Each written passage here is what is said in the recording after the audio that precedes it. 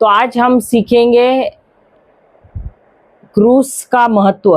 Hallelujah. क्रूस में सामर्थ्य। तो हम एक पवित्र हफ्ते में अब हमने प्रवेश किया है और ये इस हफ्ते में हम गुड फ्राइडे भी मना रहे हैं। सही बात है। तो शुक्रवार को हम सब जाएंगे मिसा को, लेकिन हर साल के जैसे हम जाएंगे, लेकिन इस बार जब हम समझेंगे कि यीशु ने क्या किया है उस क्रूस पर हमारे लिए, तो जो हम मिसा सुनेंगे उसमें हम भावपूर्ण और श्रद्धापूर्ण, हम वहाँ पर श्रद्धापूर्णता से और एकदम ध्यान पूर्वक हम सुन सकेंगे और उसे ग्रहण कर सकेंगे। Hallelujah, hallelujah. तो क्रूस तो बहुत लोगों ने, सबने अधिकतर देखा है। कोई कोई तो स्टाइल के लिए भी पहनता है, कोई कान में पहनता है, कोई हाथ में, कोई गले में पहनता है। सही बात है। तो जहाँ कहीं भी हम देखते हैं, चर्च में हो या कभी कभी सड़क के किनारे भी क्रूस लगाया गया है। सही बात है। लेकिन हम कभी कभी झुकते भी हैं, लेकिन हमको उसका महत्व मालूम नहीं है। सही बात है। Hallelujah, hallelujah. क्योंकि अगर हमें उसका महत्व मालूम होता तो आज हमारे जीवन में बदलाव होता। सही बात है। क्योंकि अभी ब्रेक के टाइम पे भी मैं सुन रही थी, बहुत लोग अपनी समस्याओं के बारे में बात कर रहे हैं, अपने शारीरिक परिस्थितियों के बारे में, सेहत के बारे में बात कर रहे हैं, लेकिन हम ये नहीं जान पा रहे हैं, समझ नहीं पा रहे हैं कि ये बातें हमको करनी नहीं है। क्योंकि अगर यीशु हमारे लिए उस क्रूस पर चढ़ा है तो उन्होंने हमारे लिए सारी चीजों का प्रबंध कर दिया है। Hallelujah, hallelujah. तो ये जो क्रूस है, जब उस क्रूस को हम देखते हैं तो हम देखते हैं यीशु भी उस पे लटके हुए हैं। सही बात है। और अधिकतर हमको ये सवाल उठता है कि ये व्यक्ति जो है उस क्रूस पे जो लटका हुआ है वो खुद को बचा नहीं पाया। सही बात है। आता है कि नहीं ये सवाल? तो ये हमको क्या बचाएगा? आया ये सवाल? ये खुद तो शिकार हुआ है, ऐसे लग रहा है, ऐसे लग रहा है वो मर गया है क्रूस पे, खुद को नहीं बचा पाया, हमको क्या बचाएगा? सवाल आता है कि नहीं? और तो जब ये सवाल आता है तो हमारा ध्यान कहाँ जाता है? यीशु ने जो हमारे लिए हासिल किया उसके ऊपर, या यीशु अरे आप तो वहां पर खुद ही मर गए हैं तो हमको क्या देंगे? सही बात है। और जब उस क्रूस को हम देखते हैं तो यीशु को क्रूस को चुनने की क्या जरूरत थी? कुछ और चुन सकते थे। सही बात है। आग, तलवार, बहुत सारी चीजें थी। सही बात है। तो ये वो क्रूस ही क्यों? अरे किसी को भी सवाल का जवाब नहीं मालूम? कुछ तो बोलो, क्यों क्रूस चुना? यीशु ने क्रूस क्यों चुना?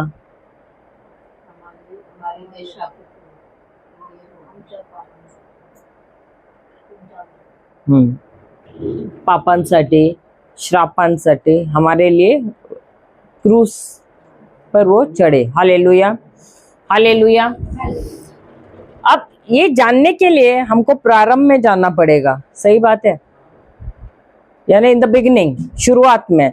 शुरुआत में क्या ईश्वर ने मनुष्य का निर्माण किया था? छठे दिन। सही बात है। और जब उन्होंने मनुष्य को निर्माण किया, उन्होंने उसको कहाँ रखा? अदन की वाटिका में। हालेलुया।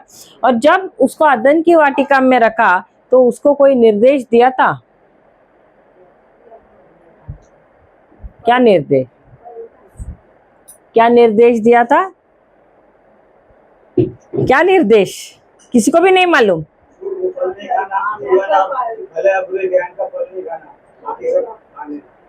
तो उन्होंने कहा यहाँ इस वाटिका में बहुत सारे पेड़ हैं, उन पेड़ में से जो भी पेड़ में से फल खाना है खा सकते हो, लेकिन इवन वो जहाँ दो पेड़ है बीच में अदन की वाटिका में, एक तो जीवन का जो पेड़ जो जीवन का फल देता है वो है, और दूसरा पेड़ है जो जानकारी देता है भलाई और बुराई का। सही बात है। तो उन्होंने कहा जीवन का फल भी तुम खा सकते हो, लेकिन ये एक पेड़ है जो ज्ञान देता है बुराई का और भलाई का, इस पेड़ में का फल तुम्हें नहीं खाना है। हालेलुया। तो क्या आदम और एवा ने आज्ञा का पालन किया? नहीं किया। तो क्या हुआ?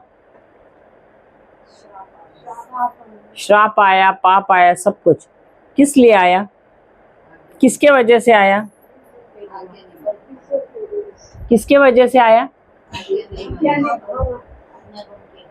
आज्ञा भंग किया। लेकिन क्यों? कारण क्या था?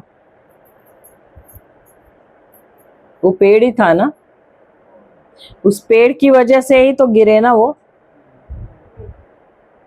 उसी पेड़ की वजह से ना, जो जिसका फल, उस पेड़ का जिसका फल ज्ञान दे रहा था भलाई का और बुराई का, तो क्या वो पेड़ ही श्राप नहीं बना? और इसीलिए यीशु को भी किस पे मरना पड़ा? वृक्ष पर ही मरना पड़ा ना। अगर गलातिया का किताब तीसरा, एक्चुअली व्यवस्था विवरण में भी 21वां अध्याय 23वां वचन भी कहता है। देखिए, व्यवस्था विवरण या ड्यूट्रोनोमी, विधि विवरण, व्यवस्था विवरण, जो भी आप बोल रहे हैं, ड्यूट्रोनोमी 21:23 क्या कहता है? देखिए, सबको समझ में आ रहा है? विधि विवरण असेल, व्यवस्था अनुवाद, चौथा का 5वां पुस्तक आहे अनुवाद, हिंदीमध्ये विधि विवरण, मराठी में क्या? अनुवाद। अनुवाद 21 त्याचं 23वं वचन, 21 अध्याय वचन 23, 21-23।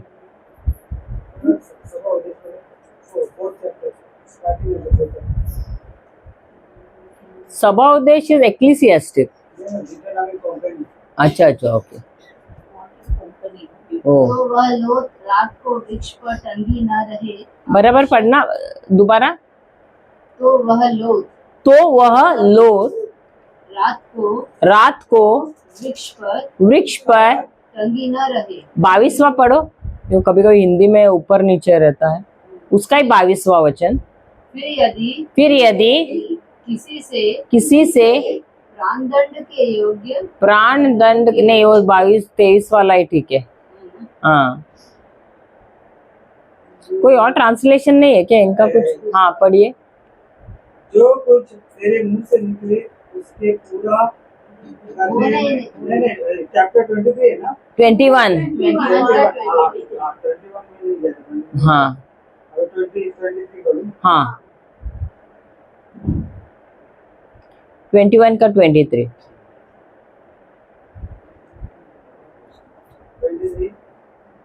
तो वो लोथ रात को वृक्ष पर टंगी ना रहे। हाँ, सेम है। फिर वो लोथ रात को वृक्ष पर टंगी ना रहे, टंगी, वृक्ष पर टंगी ना रहे, अवश्य उसी दिन उसे मिट्टी देना।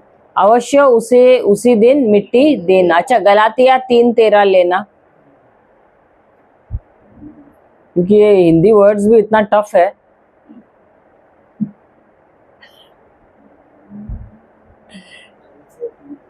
गलातिया 3:13। मसीह ने जो हमारे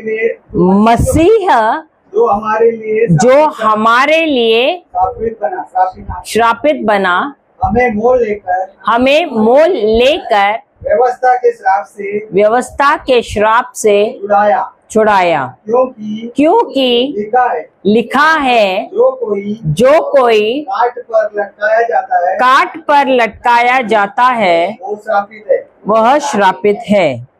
तो क्या यीशु काट पर लटकाए गए थे? हाँ या नहीं? अरे अभी डाउट है। काट यानी क्या है? लकड़ी का टुकड़ा, क्रॉस। किस लिए? क्योंकि पहला मनुष्य जो आदम है, उसने लकड़ी के वजह या वो पेड़ के वृक्ष के वजह से ही क्या किया? अवज्ञा किया ना, आज्ञा का पालन नहीं किया। तो इसीलिए यीशु को भी दोबारा क्या करना पड़ा,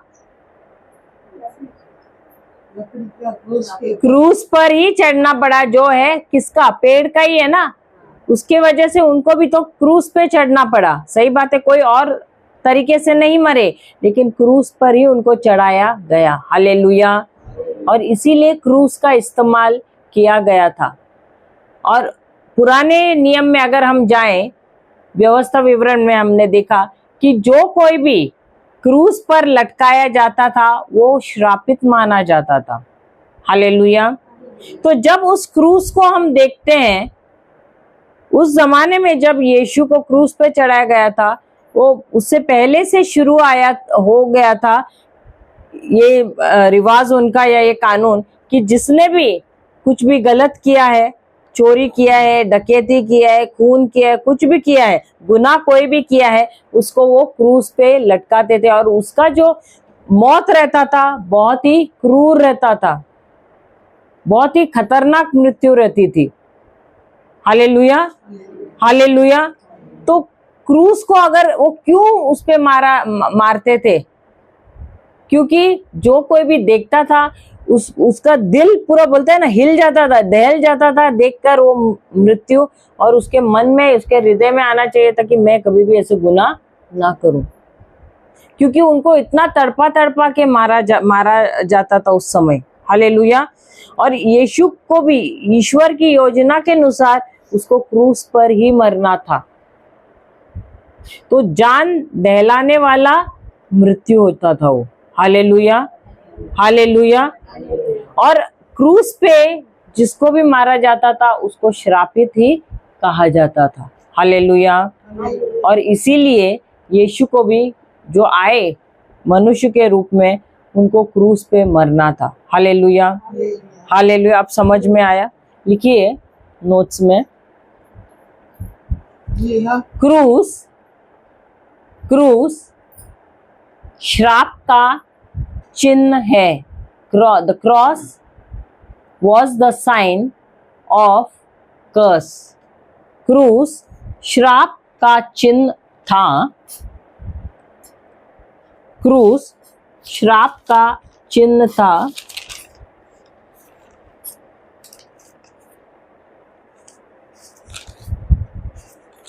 एक मिनट में देती हूँ यहाँ पे।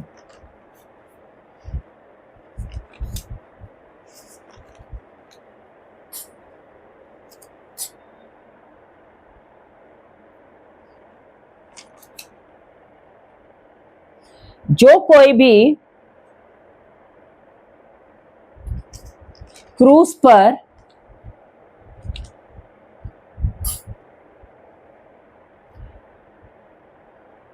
टांगा जाता था,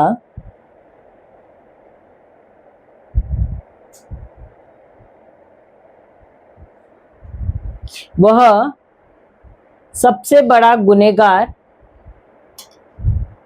वह सबसे बड़ा गुनहगार माना जाता था।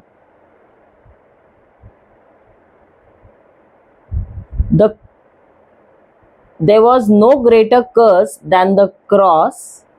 There was no greater curse than the cross. The worst of the worst criminal was nailed on the cross. The worst of the worst criminal was nailed on the cross. हम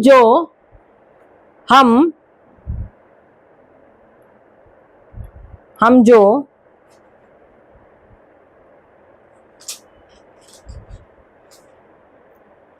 पाप, या हम जिन्होंने पाप किया है, वह नियम के अनुसार बड़े गुनहगार हैं। हम जिन्होंने पाप किया है, नियम के अनुसार बड़े गुनहगार हैं। We who have sinned are criminals according to the law. we who have sinned are criminals according to the law. We have broken the law. हमने नियम को तोड़ा है और इसीलिए हम गुनहगार हैं. And that's why we are criminals. And that's why we are criminals. And we deserve to be punished. और हमने गुनाह किया है और इसीलिए हम दंड के भागीदार हैं. हम दंड के भागीदार हैं. Now, what does God do? Now, what does God do? अब ईश्वर क्या करते हैं? लिखिए, अब ईश्वर क्या करते हैं? He takes his son as a substitute. He takes his son as a substitute to be nailed on the cross. To be nailed on the cross. अब ईश्वर क्या करते हैं? वह अपने पुत्र को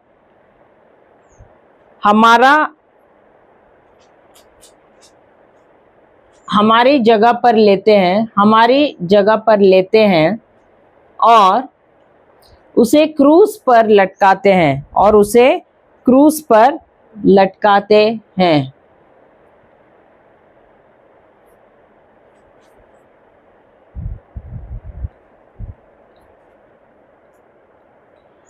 अब ये जो ईश्वर ने, क्या ये अचानक उन्होंने ये निर्णय लिया अपने पुत्र को क्रूस पे चढ़ाने का?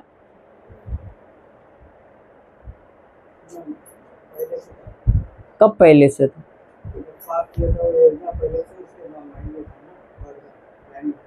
कभी?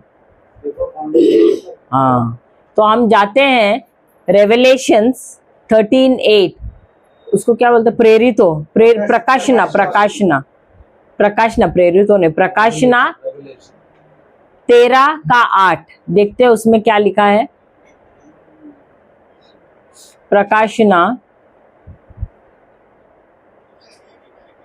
अध्याय 13 वचन 8.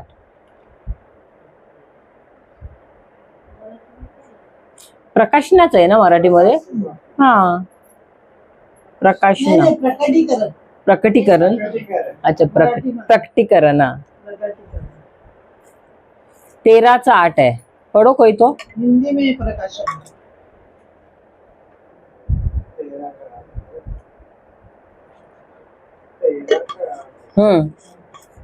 पढ़िए जल्दी. और पृथ्वी के वे सब रहने वाले जिनके नाम उस मेमने की जीवन की पुस्तक में लिखे नहीं गए, जो जगत की उत्पत्ति के समय से घात हुआ है. हिंदी में इंग्लिश में कोई पढ़ सकता है क्या? All who live on the earth will worship him. Everyone whose name has not been written since the foundation of the world in the book of life of the Lamb who has been slaughtered.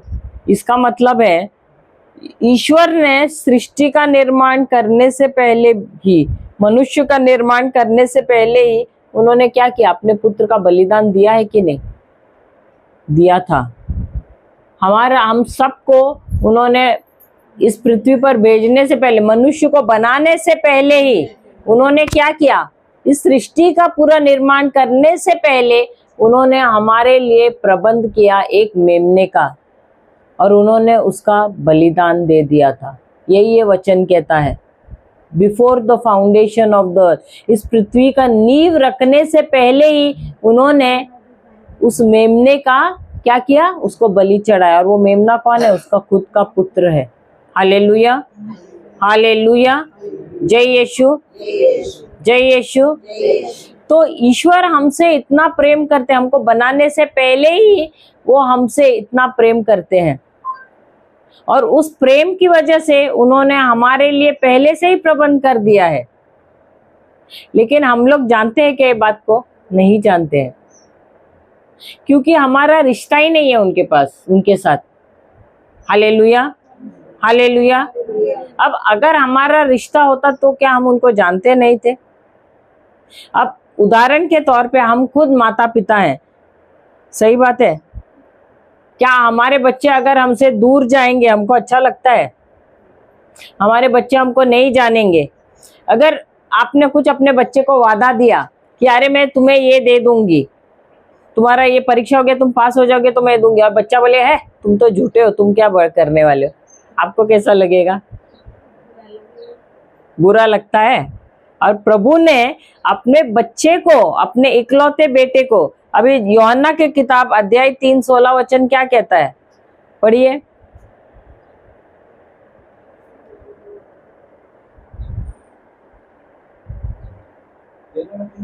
हाँ, यूहन्ना, John 3:16 क्या कहता है? परमेश्वर ने संसार से इतना प्यार किया कि उसने अपने इकलौता पुत्र किस लिए दिया? किस लिए वहां दिया ना? ताकि जो कोई उस पे विश्वास करे उसका नाश ना हो, परंतु अनंत जीवन पाए। हालेलुया। और उसी ईश्वर को जब हम, हमारे जीवन में कोई परिस्थिति आती है, हम क्या करते हैं? उन पे शंका करते हैं, क्या आप हमारी मदद करोगे? प्रभु आप कहाँ पर हो? बोलते हैं कि नहीं? आप आंख बंद करके बैठे हो, यही डायलॉग्स आपके बच्चे आपको बोलेंगे तो कैसा लगेगा? मम्मी तुम तो झूठ बोल रही हो, पापा तुम तो झूठ बोल रहे हो, तभी कितना बुरा लगता है हमको। और ये ईश्वर हमसे, उन्होंने इतना प्रेम किया है कि उन्होंने अपने इकलौते पुत्र, कितने बेटे थे उनको? कितने थे? एक ही था। और वो इकलौते पुत्र को किसके लिए दे दिया? क्योंकि हम लोग कितने अच्छे हैं, हम लोग कितना अच्छा आज्ञा का पालन रखते हैं। सही बात है, दिन रात उनको धन्यवाद करते हैं। सही बात है। इसके लिए उन्होंने अपने इकलौते पुत्र को किसके लिए दिया? किसके लिए दिया? मेरे लिए बोलो, अपने लिए, हमारे लिए नहीं, मेरे लिए। तो हम कितने शरीर है, खुद सोचो। हाँ, सोचो ना, हम क्या हम उस लायक है? लेकिन उन्होंने फिर भी अपने इकलौते पुत्र को भी नकारा, उन्होंने दे दिया, क्योंकि वो हमसे इतना प्रेम करते हैं। और फिर भी हम उन पे अभी भी शक करते हैं, अभी भी थोड़ी समस्या आती तो बात किसकी करते हैं? उनके पुत्र ने जो हमारे लिए किया है, या जो समस्या उसके बारे में बात करते हैं? किसके बारे में? प्रभु को सब मालूम है। प्रभु को मालूम है, लेकिन प्रभु को मालूम है, लेकिन हमको मालूम रहना चाहिए ना।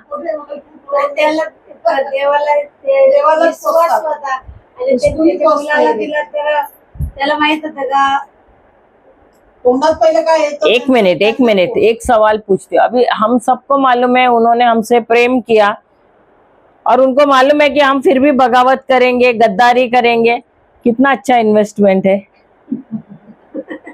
आप इन्वेस्ट करोगे, मालूम है मैं मेरा बेटी को दूंगी, समझो आपकी बेटी है यीशु की जगह, तुम तैयार होगे देने के लिए, मालूम होते हुए भी कि वो मेरी बेटी, उनके लिए मैं दूंगी, कुर्बानी दूंगी, लेकिन कल ये वापस गद्दारी करेगा, दे सकते हो? हाँ, तो तुम्हारा क्या है फिर? वही तो बोला ना, उसके लिए विश्वास था। और हम, हमारा जब देना है तभी आपण पण तुम्हाला द्यायला होतं का तुमची मुलगी? वही तो मैं बोल रहे ना, यानी हम प्रभु को बोलते हैं, हम ऐसे ही उनको बोलते हैं ना, क्या हाँ चलता है, चलेगा, ऐसा करके हम लेते हैं, वो गलत है। एक साक्ष सांगू सिस्टर, छोटीशी। हाँ, जेव्हा मार्था माझी 7 वर्षाची होती, ती चालत पण नव्हती, बोलत नव्हती, झोपूनच होती। मी प्रभूला एकच बोलले, हे लेकरू तू दिलेलं आहे आणि हिला चालवणार आणि तिला बोलवणार तूच, नाही तर तुझ्या जवळ घेऊन जा, नाही तर तिला चालती बोलती कर, तरच मी तुझ्या ईश्वर ठेवतो. प्रभूने तिला चालायला लावली, बोलायला लावली. आज मी माझी लेकरू माझ्या सोबत आहे. Praise God. माझा विश्वास होता प्रभू. सात तू दिलेला वर्षापर्यंत नाही आहे. चालत होते. चालत नव्हती, बोलत नव्हती, बेडवर झोपायची, अशी झोपूनच राहायची. Praise God. म्हटलं तिला तू चालती का, तू दिलेलं लेकरू मी तुझ्याकडे असं मागायला त्या लेकराला आजारी लेकरू दे. माझा विश्वास घ्यायसाठी तू दिलेली.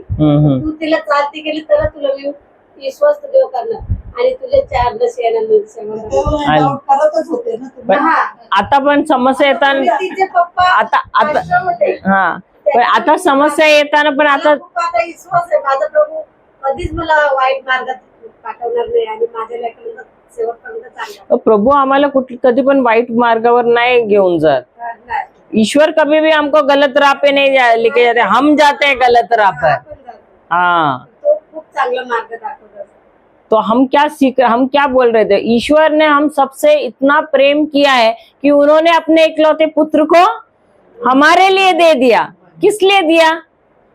क्योंकि हम भी श्राप में थे, हम भी पाप में थे, हम भी गुलामी में थे, हम भी मृत्यु में ही थे और इसीलिए दे दिया. तो इसका मतलब है उन्होंने अपने तरफ से काम किया है कि नहीं? किया है ना. तो अब विश्वास रखने का काम किसका है? आपका है. मेरा है. नहीं, आपका है. हमारा है. हाँ. मेरा है. बोलने को येत नाही मला. अच्छा. तुम्हाला हिंदी नाही. अच्छा मैं बोला मेरा है खाली. हालेलुया. तो हम सबका है ये काम, विश्वास करना. देखो जो कुछ भी ईश्वर ने दिया है उन्होंने उनकी तरफ से काम किया, क्योंकि उन्होंने अपने इकलौते पुत्र को भेजा है हमारे लिए. हम जाते हैं इब्रानियों इब्रीस करना इब्रानियों 10:13. हाँ हिब्रू. हाँ इंग्लिश में, हिंदी में इब्रानियों बोलते हैं. 10:14. क्योंकि उन्होंने एक ही चढ़ावे के द्वारा उन्हें जो पवित्र किया जाता है सर्वदा के लिए सिद्ध कर दिया है. हालेलुया. अब पुराने नियम में अगर हम देखेंगे तो वहाँ हर घड़ी बलिदान ही चढ़ाया जाता था. सही बात है. देखा है आपने किसका बलिदान चढ़ाया जाता था? अलग अलग प्राणी थे. मेमना रहता था, बकरे का रहता था, गाय सब बछड़ा रहता था. हाँ उनका रहता. हाँ थोड़ा ओ गिर गया. निकालना होता है. ये चलता.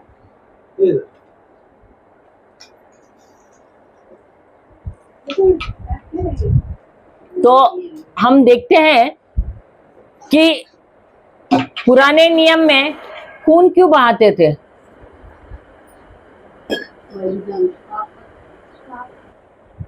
क्यों? अभी सबसे पहले अगर हम देखेंगे तो पाप किसने किया? जब आदम और एवा उनको जब आदम को रचा था, क्या पाप था उसके अंदर? नहीं था. उसके अंदर पाप नहीं था. तो ईश्वर ने उसे बनाया है आत्मा, प्राण और शरीर. मनुष्य आत्मा है, उसके पास प्राण है और वो शरीर में रहता है. तो आदम को भी जब बनाया आत्मा, प्राण, शरीर में, तब पूरा वो तीनों भाग उसके आत्मा, प्राण, शरीर सब क्या थे? पवित्र थे. हालेलुया. तो जैसा यीशु को बनाया था, यीशु को इस पृथ्वी पे जब भेजा था तब वो कैसे यीशु पवित्र था, वैसे ही आदम भी था.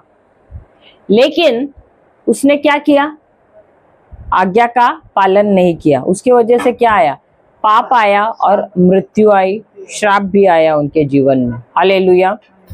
और इस श्राप से उनको, उसके वजह से शैतान, ये जो था राज कर रहा था, शैतान अब उसके ऊपर राज करने लगा और ये क्या होने लगा? नीचे की तरफ. ये क्या इसका हालत क्या हो गया? आदम का ये गुलाम बन गया. हालेलुया। जहां ये राज कर रहा था, अब कौन बन गया है? गुलाम बन गया है शैतान का। हालेलुया। तो ये जो आदम, इसको इधर ईश्वर ने इसलिए बनाया था ताकि ये यहाँ पर राज करे पृथ्वी पर, लेकिन राज करने की बजाय वो क्या बन गया? गुलाम बन गया। उसको राजा बनना था, लेकिन वो क्या बन गया? गुलाम बन गया। Hallelujah, hallelujah. और उसके वजह से अब इसके जीवन में मृत्यु भी आई। पाप तो था ही, पाप की वजह से ये वायरस जो पाप का सिर्फ आदम में नहीं रहा, ये आदम के अंदर पाप चला गया उसकी आत्मा में, और उसके आत्मा को भी दूषित कर दिया। अब ये जो आदम जो आत्मा में चल रहा था, आत्मा में ईश्वर से मिल रहा था, बात कर रहा था, अब ये मृत्यु जो है उसके आत्मा में भी प्रवेश किया। अब ये जो मृत्यु जो आत्मा में प्रवेश किया, इसको क्या कहते हैं? ईश्वर से अलग हो गया। हालेलुया। और आत्मा में वो मर गया, क्योंकि अब ईश्वर के साथ इसका मेल मिलाप नहीं हो रहा है। क्योंकि पहले जब ईश्वर आता था तो रोज उसे मिलने आता था, रोज बात करने आता था, लेकिन पाप प्रवेश किया उसके आत्मा में, उसके बाद ईश्वर, उसका आत्मा तो मर गया, सही बात है। तो ईश्वर के साथ पहले जैसा उसका रिश्ता नहीं रहा। अब क्योंकि उसके अंदर पाप, उसके आत्मा में पाप चला गया, उसके बाद जो भी संतान हुई उसके अंदर क्या था? पाप का वायरस। Hallelujah, hallelujah. और इसीलिए जो भी पुराने नियम में हम देखते हैं, अब ये इसके शरीर, अभी पहले पाप करने से पहले नंगे थे, लेकिन क्या उनको मालूम था वो नंगे हैं? उनका ध्यान जाता था कि एक दूसरे की तरफ नहीं। तो लेकिन जब जैसे उन्होंने आज्ञा का पालन नहीं किया, क्या अब उन्हें एहसास हो गया कि वो नंगे हैं? अभी एहसास हुआ। क्यों? क्योंकि पहले पाप करने से पहले उनका ध्यान एक दूसरे के ऊपर नहीं था, उनका पूरा ध्यान कहाँ था? ईश्वर के ऊपर। लेकिन जब पाप किया उसके बाद उनका ध्यान ईश्वर से हटके कहाँ चला गया? एक दूसरे के ऊपर। सही बात है। इसलिए एक दूसरे की नग्नता उनको नजर आने लगी। तो ईश्वर को, क्योंकि इन्होंने पाप किया है, अब उसके लिए प्रबंध करना है, क्योंकि पाप का दंड क्या है? मृत्यु है। रोमियो की किताब कहता है पाप का दंड क्या है? मृत्यु है। अब ईश्वर नहीं चाहते थे कि वो मरे, इसलिए ईश्वर ने क्या किया? बलिदान दिया। किसका बलिदान दिया? मेमने का। अगर आप देखोगे उन्होंने पाप किया तो वहां अदन की वाटिका में 3 अध्याय चैप्टर 3 आप घर पे जाके पढ़ो, वहां पर दिया है कि ईश्वर ने क्या किया? उनको किससे ढका? एक जानवर के चमड़े से ढका ना। अब वो चमड़े से, अगर जानवर के चमड़े से उनको ढकना है तो ईश्वर को क्या करना था? उनको एक जानवर का बलि देना था। अब वो जानवर ने तो पाप नहीं किया है। अगर ईश्वर ने उस जानवर को कुर्बानी के लिए चुना था तो वो जानवर भी बोलता होगा ना, अरे मैंने क्या किया है? पाप तो उन्होंने किया है, तो आप मेरा क्यों बलि दे रहे हो? बोला तो होगा ही ना, क्योंकि वो तो निर्दोष है। लेकिन ईश्वर को किसका लहू चाहिए? एक निर्दोष है उसका ही लहू चाहिए, तभी तो बलिदान स्वीकार कर सकता है ना। इसलिए ईश्वर ने क्या किया? एक निर्दोष प्राणी का उसने बलि चढ़ाया। और देखो, अगर चमड़ा निकालते हैं तो उसमें से लहू भी तो निकलता है ना। तो जब वो लहू देखा तो ईश्वर प्रसन्न हो जाते हैं। सही बात है। और उसका चमड़ा जो निकला, उसी चमड़े से उसने क्या किया? दोनों आदम और एवा को ढका, उनके शरीरों को ढका। Hallelujah, hallelujah. तो पहला फैशन शो कहाँ शुरू हो गया? अदन की वाटिका में हो गया ना। हालेलुया। फैशन डिजाइनिंग पहला तो उन्होंने किया। उन्होंने अपने आप को किससे ढका? कौन से? अंजीर के वृक्ष के पत्तों से ढका कि नहीं? हालेलुया। और उसी को क्या कहते हैं? उसको कहते हैं खुद की धार्मिकता। क्या कहते हैं? खुद की धार्मिकता, सेल्फ राइचियसनेस। क्योंकि वो खुद अपने बलबूते से, अपने बोलते हैं ना, मेहनत से वो अपने आप को ढकने को गए। हालेलुया। आज भी हम मनुष्य वही करते हैं कि नहीं? अपना डोकं चालू अपना ही खुद मेहनत करते, मैंने किया से मैं 3 बजे उठी, प्रार्थना किया, इसीलिए प्रभु प्रसन्न है, आज मुझे आशीष मिले, बोलते हैं कि नहीं हम लोग। मैंने मालूम, मैं हर शुक्रवार को उपवास रखती हूँ, अभी तो 40 दिन का उपवास है, मैं 40 दिन, सॉरी हाँ, मैं किसी को टॉन्ट नहीं मार रही हूँ, उसे हम करते हैं कि नहीं। अब वो अगर आपका वो हृदय में वो नहीं है वो ठीक है, लेकिन कोई कोई वो कमाने के लिए करते हैं, वो कमाने की वृत्ति नहीं होनी चाहिए हम लोगों में। आशीष कमाना या प्रभु से कुछ हासिल करने के लिए अगर हम ये कर रहे हैं तो ये गलत है। अभी अधिकतर जब हम चर्च में भी जाते हैं, कभी कभी हम देखते हैं कुछ लोग घुटने टेकते हैं और कुछ लोगों को शायद नहीं होता है, अपना मर्जी है, घुटने टेकना टेको नहीं टेक, लेकिन कोई कोई जो घुटने टेक रहा है दूसरे को ऐसे देखेगा, ये क्यों नहीं टेक रहा है, ऐसा होता है कि नहीं? हाँ, तुमको घुटने टेकना, तुम टेको ना, दूसरा नहीं टेक रहा है तो वो, अगर आप घुटने टेक के प्रार्थना कर रहे लेकिन ध्यान घुटने पे, अरे दर्द हो रहा है, कभी फादर खत्म करेगा, ऐसा हो गया तो तुमने क्या अच्छे के लिए किया? उससे तो खड़ा रह या बैठ के प्रार्थना करो ना, तो तुम्हारा ध्यान ना घुटने पे रहेगा, आप तो अभी ध्यान तो ईश्वर पे रहेगा ना, सही बात है ना। तो तुम अपने मेहनत से कमाने को देख रहे हो या क्या कर रहे हो? तो हमारे लिए यीशु ने क्या किया है? अपना बलिदान दिया है कि नहीं? तो यहाँ पर हम देखते हैं उत्पत्ति के ग्रंथ में ईश्वर ने क्या किया, ईश्वर ने खुद एक प्राणी लिया और उसको बलि चढ़ाया और उन्होंने आदम और एवा को ढक दिया। हम अब ये हिब्रूस 10:14 हम दोबारा पढ़ते हैं, पढ़िए।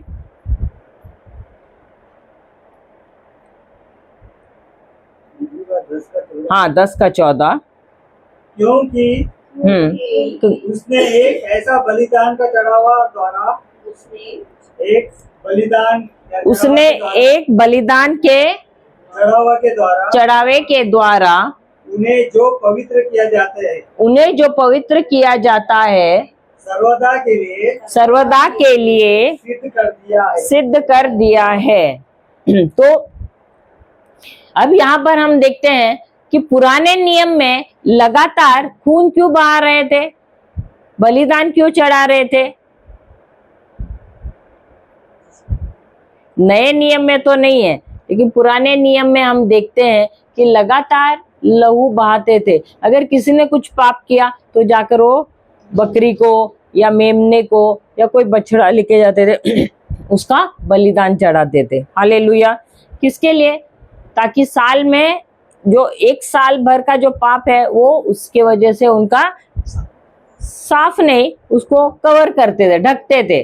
वो तभी धुलते नहीं थे पाप, क्योंकि यीशु ने अभी तक अपना बलिदान नहीं दिया था। अभी जैसे यहाँ पर हम देख रहे कि कारपेट डाला है, सही बात है। हम वैसे जैसे किधर शादियों में जाते हैं, आपने देखा है कभी? मैं अभी बीच में कहीं तो जगह पे गई थी और मैं बोला 2-3 दिन पहले देखा था, अरे पूरा रास्ता ऐसे पूरे पत्थर ये वो सब कैसा दिख रहा है, और वही जगह पे देखा अरे पूरा कारपेट लगा, इतना सुंदर दिख रहा है। कैसा हो गया? क्योंकि वो कारपेट लगाया, पूरा डेकोरेशन, तंबू वगैरह सब कुछ लगाया। अब क्या हो गया? अगर वो कारपेट उठा के देखेगा तो नीचे क्या रहेगा? गंदगी रहेगा कि नहीं? सही बात है।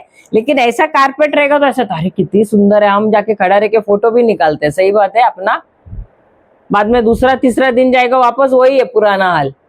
तो पुराने नियम में वही हाल था। जब प्राणियों का बलि देते थे तभी क्या होता था? पाप ढक जाता था पाप उधर, लेकिन वो लहू के वजह से ईश्वर जब वो लहू देखते थे तो शांत हो जाते थे। समझ में आया? वैसा था पुराने नियम में। तो इनको क्या करना पड़ता था? पाप क्षमा तो नहीं है, लेकिन पाप प्रभु का क्रोध नहीं आने के लिए वो क्या करते थे? जानवर का लहू बहाते थे। हालेलुया। जिसकी वजह से ईश्वर का जो क्रोध है उस समय के लिए ठंडा हो जाता था। और ये ऐसा साल में एक बार ऐसा हो जाता था कि वो जो ये याजक, महायाजक जो है, वो भी क्या करता था? वो भी अपने पाप को, अभी देखो पहले जो तंबू उन्होंने बनाया था, आर्क ऑफ द कवनेंट, मुझे हिंदी में मालूम नहीं उसको क्या कहते हैं, आर्क ऑफ द कवनेंट, तंबू ही है क्या वो? हाँ, वाचा का तंबू। हाँ, अब उसमें प्रवेश करने से पहले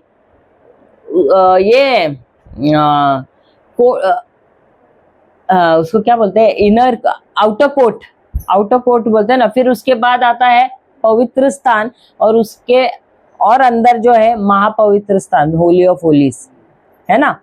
तो जब वो अंदर एकदम अंदर के रूम में प्रवेश करना है, जो महापवित्र स्थान है उसके अंदर प्रवेश करना है, तो साल में एक बार जो है महायाजक है वो अंदर प्रवेश करता था। वो भी कैसे करता था, वो एक मेमना जो है उसके ऊपर वो हाथ रखता था और वो इजराइल के जो लोग हैं उनका सबका पाप उसके ऊपर वो उसको बोलता था और फिर उसको छोड़ देते थे, वो चला जाता था। और दूसरा जो है मेमना, उसका बलि चढ़ाया जाता था और उसका जो लहू है, वो जो याजक है, महायाजक है, वो अपने पापों के लिए भी बलिदान चढ़ाता था और इजराइल के सारे लोगों के लिए भी। और वही लहू लेकर वो अंदर चला जाता था और वो क्या करता था, वो छिड़कता था अंदर अति पवित्र जगह है ना, वहां पर जाकर, द होली ऑफ होलीज में। वरना उसको अंदर, वो भी साल में एक बार ही सिर्फ जा सकता था वो। अगर वो अपने पापों के लिए अगर वो बलिदान नहीं देता है जानवरों का, तो वो अंदर गया तो उसको बाहर आने का गारंटी नहीं, तो वो प्रवेश ही नहीं कर सकता था। समझ में आया? तो यहाँ पर वचन क्या कहता है, दोबारा पढ़ते हैं अभी हम, इंग्लिश में एक बार पढ़ना उसको। For by once the offering he has perfected. For by once offering he has perfected forever those who are being sanctified. those who are being sanctified। तो हिंदी में अभी पढ़ना, क्योंकि उसने एक ही बार बलिदान के चढ़ावे के द्वारा उन्हें जो पवित्र किए जाते हैं सर्वदा के लिए सिद्ध कर दिया है। अब ये जो पुराने करार में हम जो देखते, पुरानी वाचा में जो महायाजक और याजक जो थे वो क्या करते थे, बार बार बलिदान देते थे लहू का, लेकिन यानी बलिदान जानवरों का देते थे और वो लहू को छिड़कते थे, लेकिन वो बार बार उनको करना पड़ता था। वो काम उनका खत्म ही नहीं होता था, कभी उनको बैठने का फुर्सत ही नहीं मिलता था, क्योंकि लगातार कोई ना कोई बलि चढ़ाने के लिए आता था। लेकिन यहाँ पर जब नए नियम में यहाँ पर वचन कहता है कि यीशु ने सिर्फ एक ही बार, कितने बार? एक ही बार उन्होंने अपने लहू को बहाया है, जिसकी वजह से उन्होंने क्या किया है, संसार के सारे लोगों का, सिर्फ ख्रिस्ती लोगों का नहीं, सिर्फ विश्वासी लोगों का नहीं, संसार के सारे लोगों का पाप उन्होंने क्या किया है, धोया है।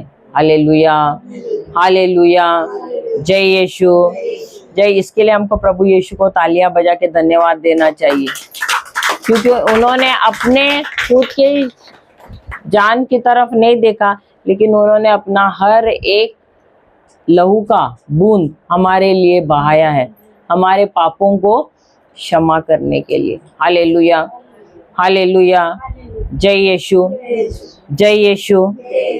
अब हम जाते कुलुसिया 2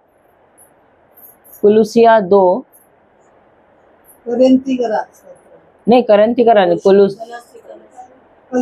हाँ, कुलुसिया 2:13।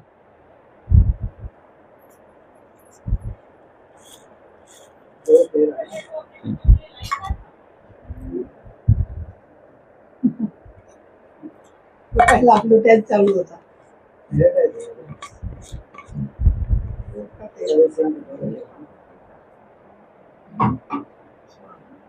2:13 मिला? इंग्लिश में जिसको मिला पढ़ लो तब तक। इंग्लिश में किसको मिला है क्या?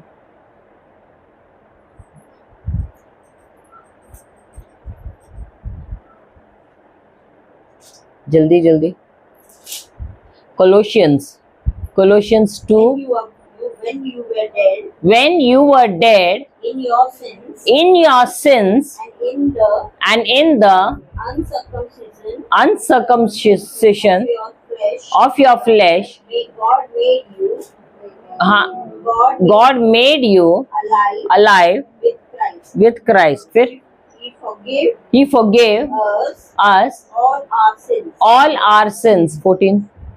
having cancelled having cancelled the charge the charge of our legal indebtedness of our legal indebtedness which stood against us which stood against us and condemned us. and condemned us. He has taken it away, He has taken it away, nailing it nailing it to the cross. Hindi में 13-14 पढ़िए। मिला नहीं? आप लोग पापों के कारण और अपने स्वभाव के कारण खतने के अभाव के कारण मर गए थे। ईश्वर ने आप लोगों को मसीह के साथ पूर्ण जीवित किया है और हमारे सब अपराधों को क्षमा किया है। 14 अपने नियमों का वह बनाया पत्र जो हमारे विरुद्ध था रद्द कर दिया और उसे क्रूस पर ठोक कर मिटा दिया। अब यीशु क्रूस पर चढ़े थे, ये विश्वास है। अब जब यीशु को क्रूस पे लटकाया गया था, शैतान बहुत मजे उड़ा रहा था कि नहीं? बहुत ही मजे उड़ा रहा था, क्योंकि उसको क्या लगा कि सबसे पहले वो सोच रहा था कि उसको मालूम नहीं था कि यीशु को क्रूस पर चढ़ाने से उसका हार होने वाला। अभी समझो मैच में, बॉक्सिंग मैच है।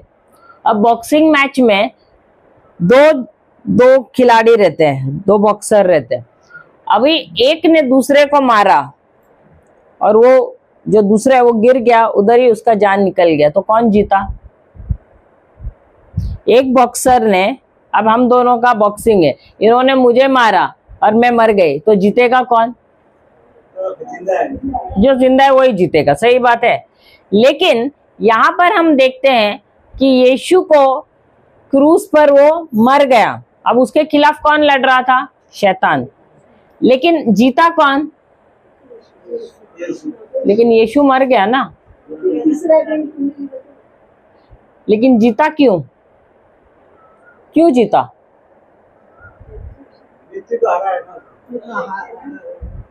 मृत्यु को कैसे हराया? कारण क्या था?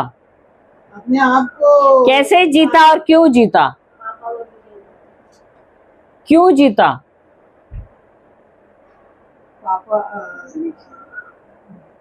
क्यों जीता? ओबीडियंस। उन्होंने आज्ञा का पालन किया, इसीलिए मृत्यु भी उसको नहीं हरा सका। हालेलुया। अब मनुष्य के जीवन में मृत्यु क्यों आया? आज्ञा का पालन ना करने की वजह से, पाप आया ना, उसके वजह से। लेकिन यीशु क्योंकि हर घड़ी वो अपने पिता का आज्ञा का पालन कर रहा था, अंत तक भी, मृत्यु तक भी उसने आज्ञा का पालन कर दिया, और इसीलिए मृत्यु उस पर नहीं हुकूमत चला सकी, इसलिए वो विजयी हुआ, इसलिए शैतान उसे हरा नहीं सका। Hallelujah, hallelujah. तो ये वचन क्या कहता है? यीशु जब उसे क्रूस पे चढ़ाया जा रहा था, शैतान बहुत मजे ले रहा था, उसको लगा कि मैं जीत गया हूं करके। लेकिन जब वो ये कर रहा था, यीशु क्या कर रहा था? यीशु जो भी उसने हमारे खिलाफ जो कागज पत्रिका बनाए थे, हमारे जो हमने गुनाह किया था और उसका दस्तावेज उसने जो बनाया था शैतान ने, यीशु ने क्या किया? वो सारे इकट्ठे किए। और जब यीशु को क्रूस पे चढ़ाया जा रहा था, तब यीशु क्या कर रहा था? यीशु उसी दस्तावेजों को, हमारे जो गुनाहों के दस्तावेज जो उसके पास थे, वो दस्तावेजों को लेकर वो क्रूस पे कील के द्वारा ठोक रहा था। हालेलुया। यही ये वचन कह रहा है। और जब यीशु को क्रूस पे लटकाया और वो जो हमारे दस्तावेज जो नीचे जो लगाए गए थे, वही जो यीशु का जब लहू बहा, वो लहू उस दस्तावेज पे गिरा, उन डॉक्यूमेंट्स पे गिरा। और क्योंकि वो लहू गिरा, वो लहू ने वो जो हमारे सारे पाप उस पे जो लिखे हुए थे ना दस्तावेज पे, उसको पूरी तरह से रद्द किया, उसे मिटा दिया। अब शैतान के पास हमारे खिलाफ कोई भी सबूत नहीं है। आप लोग इतने ठंडे हैं। अभी आपके जीवन में बीमारी क्यों ला रहा था शैतान? क्योंकि उसके पास आपके खिलाफ दस्तावेज था, तुमने गलत किया है, तुमने ये किया है, उसके खिलाफ चुगली की है, तुमने उसके खिलाफ अक्षमा रखा है, ये वो सब बार बार आके आपको बताता है कि नहीं। और जब वो क्या कर रहा है तुम्हारे खिलाफ, दस्तावेज उसने सब तैयार किए थे, और यीशु ने क्या किया, उन्हीं दस्तावेजों को लेकर उन्होंने क्रूस पे उन्होंने ठोक दिया है। और जब उनका लहू गिरा उस पर, उन दस्तावेजों पर, उन्होंने, उनके लहू ने ना सिर्फ उसको रद्द किया, उसको पूरी तरह से मिटा डाला है। अब उसके पास हमारे खिलाफ कोई सबूत है ही नहीं। तो जब उसके पास हमारे खिलाफ कोई सबूत है नहीं, तो क्या हमारे शरीर में बीमारी आनी चाहिए? हमारे जीवन में पाप रहेगा, हमारे जीवन में श्राप रहेगा, हमारे जीवन में बंधन रहेगा? नहीं रहेगा। यही वो वचन कह रहा है। जो दस्तावेज वो शैतान ने लिए थे हमारे खिलाफ, बार बार आके हमको बार बार वो याद दिला रहा है, अरे तुमने ये किया, अरे तुमने वो दोष भाव ला रहा है, बोलते वही दस्तावेज यीशु ने लिया और उसने उसी क्रूस पे ठोका जिस क्रूस पे यीशु को ठोका गया था। समझ में आया? हालेलुया। अभी दोबारा समझ के पढ़ो, कोई तो हिंदी में पढ़ो, पढ़ो। हाँ, 13 और 14। कोलोसियों 2:13-14 पढ़ो जोर से। और उसने तुम्हें भी जो अपने अपराधों के कारण अपने शरीर सहित खतना रहित दशा में मुर्दा थे उसके साथ फिर जिलाया। इसका मतलब क्या हम मरे थे यीशु के साथ? हम सब मरे थे। भले हम शरीर में जिंदा नहीं थे, लेकिन हम सब आत्मा में जिंदा थे। जब यीशु को क्रूस पे लटकाया जा रहा था, हम भी वहीं पर थे आत्मा में। और यीशु जब क्रूस पे वो उनको लटकाया गया, हम भी उनके साथ वहां पर क्रूस पर थे। समझ में आया? जब वो मरे, हम भी उनके साथ मरे, फिर ताकि उनके साथ हमको उन्होंने दोबारा जीवित किया है। Hallelujah, hallelujah. और ये विश्वास से होता है। ये आपको अपने विश्वास के आंखों से देखना। You have to look at it with the eyes of faith. अपने विश्वास के आंखों से देखने से ही आपको मिलता है जो कुछ भी है। हालेलुया। आगे। और हमारे सब अपराधों को क्षमा किया, और हमारे सारे अपराधों को क्षमा किया, और विधियों का वो लेखा जोखा जो हमारे नाम पर था, और विधियों का जो लेखा जोखा जो हमारे नाम पर था, और हमारे विरोध उसको मिटा डाला, और उसको क्रूस पर किले पे ठोक कर हमारे सामने से हटा दिया। तो क्या अभी शैतान के पास कोई प्रूफ है? कोई प्रूफ हमारे खिलाफ? नहीं है। हालेलुया। तो अगर उसके पास कोई प्रूफ नहीं है, तो तुम्हारे शरीर में कोई बीमारी होनी चाहिए? हालेलुया। अब तक क्यों था? क्योंकि आपको मालूम ही नहीं था कि यीशु ने तुम्हारे लिए क्या किया है। Hallelujah, hallelujah. जय यीशु, जय यीशु। तो यीशु ने एक बार, पुराने जो याजक है, वो बार बार प्राणियों का या मेमनों का लहू बहा रहे थे, लेकिन यीशु ने सिर्फ एक ही बार अपना लहू बहाया और वो फिर बैठ गया। हालेलुया। तो पुराने जो वाचा में जो याजक थे, बार बार दिन में कई बार वो बलि चढ़ाते थे, लेकिन उनका काम कभी खत्म नहीं होता था। लेकिन यीशु के एक टाइम के बलि से उन्होंने सारा का सारा काम समाप्त कर दिया, संपूर्ण कर दिया। हालेलुया। अब उनके लिए कोई काम बचा ही नहीं है। जो करना था उन्होंने उस समय कर दिया। Hallelujah, hallelujah. हम जाते हैं 2 कोरिन्थियों 5:21।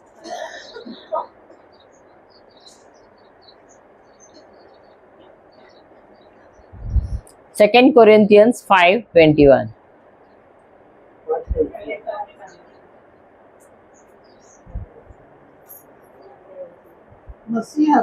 मसीह का कोई पाप नहीं था, कोई पाप नहीं था, फिर भी ईश्वर ने हमारे कल्याण के लिए ईश्वर ने हमारे कल्याण के लिए उन्हें पाप का भागी बनाया, जिससे हम उनके द्वारा ईश्वर की पवित्रता के भागी बन सके। तो ईश्वर ने पाप किया था, यीशु ने पाप किया था? नहीं किया था।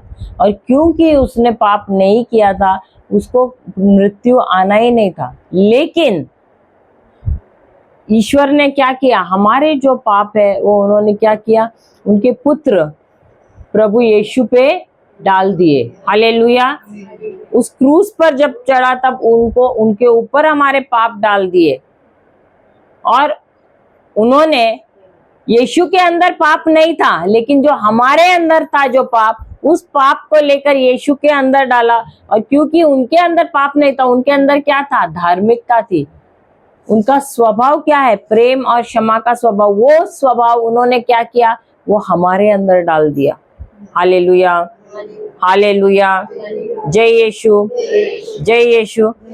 अब यीशु, अब हम हमारे आदम क्यों गुलाम बन गया शैतान का? क्योंकि उसके अंदर क्या आया? पाप का स्वभाव। सही बात है, हाँ या नहीं? तो पाप और पापे या पापों दो अलग अलग है कि एक ही है? पाप और पापों दोनों में अंतर क्या है?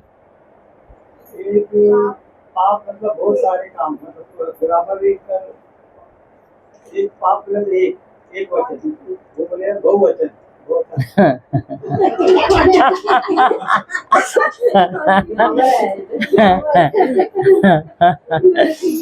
अच्छा, बाकी सब कौन बोल रहा था? आप?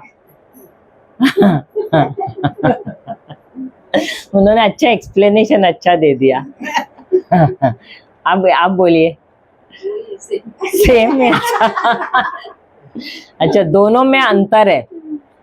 पाप क्या है? यीशु ने हमारे पापों को नहीं लिया, उन्होंने हमारे पाप को लिया है।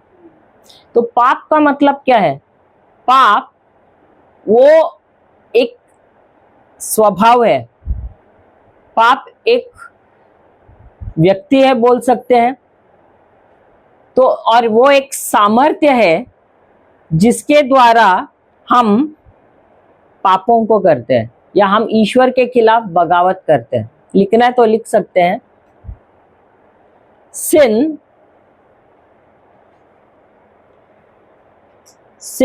is the power पाप म्हणजे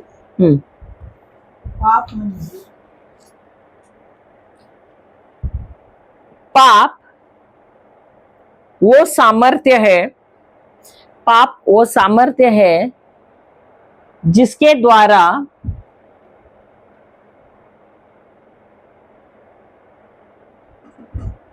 हम ईश्वर के खिलाफ, जिसके द्वारा हम ईश्वर के खिलाफ बगावत करते हैं।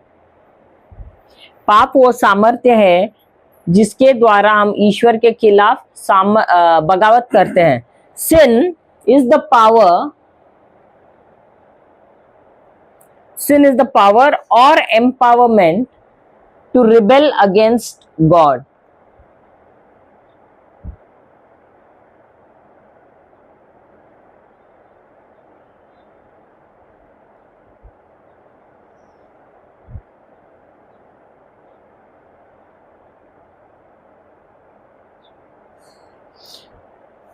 और जब मैं उस सामर्थ्य का इस्तेमाल करती हूं, जब मैं उस सामर्थ्य का इस्तेमाल करती हूं,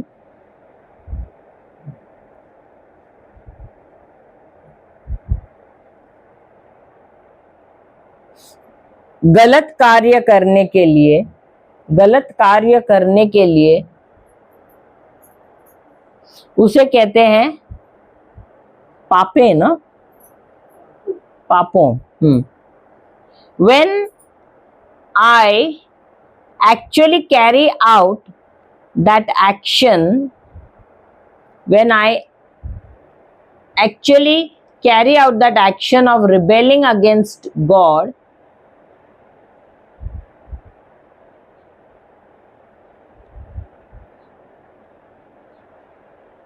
then you are committing sins.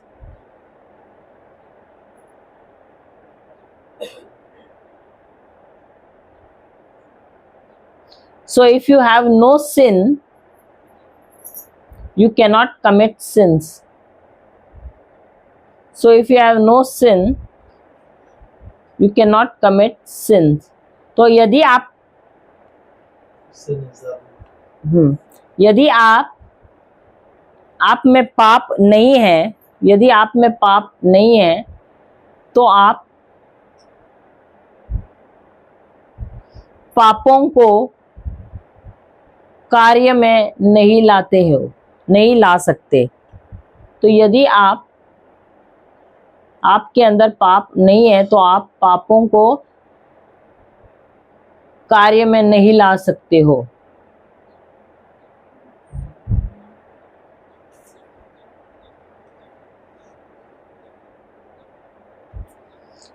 तो sin is the root, sin is the root and sins are the fruit.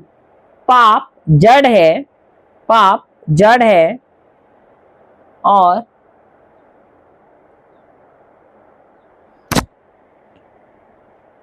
पापे फल है ना, फल, पापे फल है।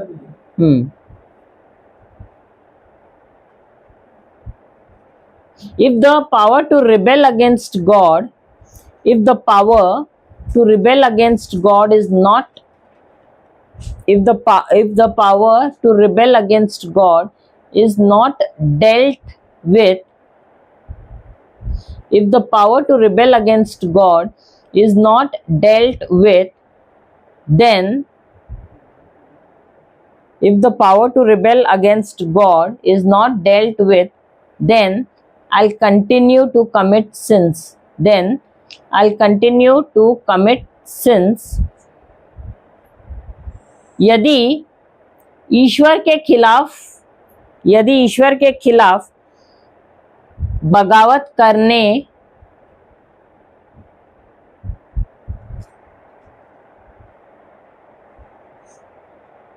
कैसा लिखेंगे, if it is not dealt with, अगर ईश्वर के खिलाफ बगावत, if the power to rebel against God is not dealt with, then I'll continue. हाँ, अगर ईश्वर के खिलाफ बगावत, ईश्वर के खिलाफ, हाँ, ईश्वर के खिलाफ बगावत करने का स्वभाव काबू में, हाँ, काबू में नहीं किया, ईश्वर के खिलाफ बगावत करने वाला स्वभाव पर, हाँ, पर काबू नहीं किया, तो हम लगातार पापों को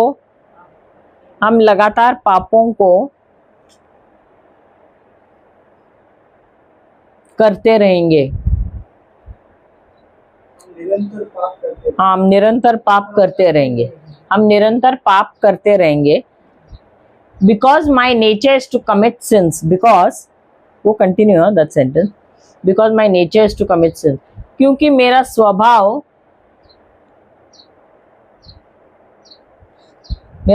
ही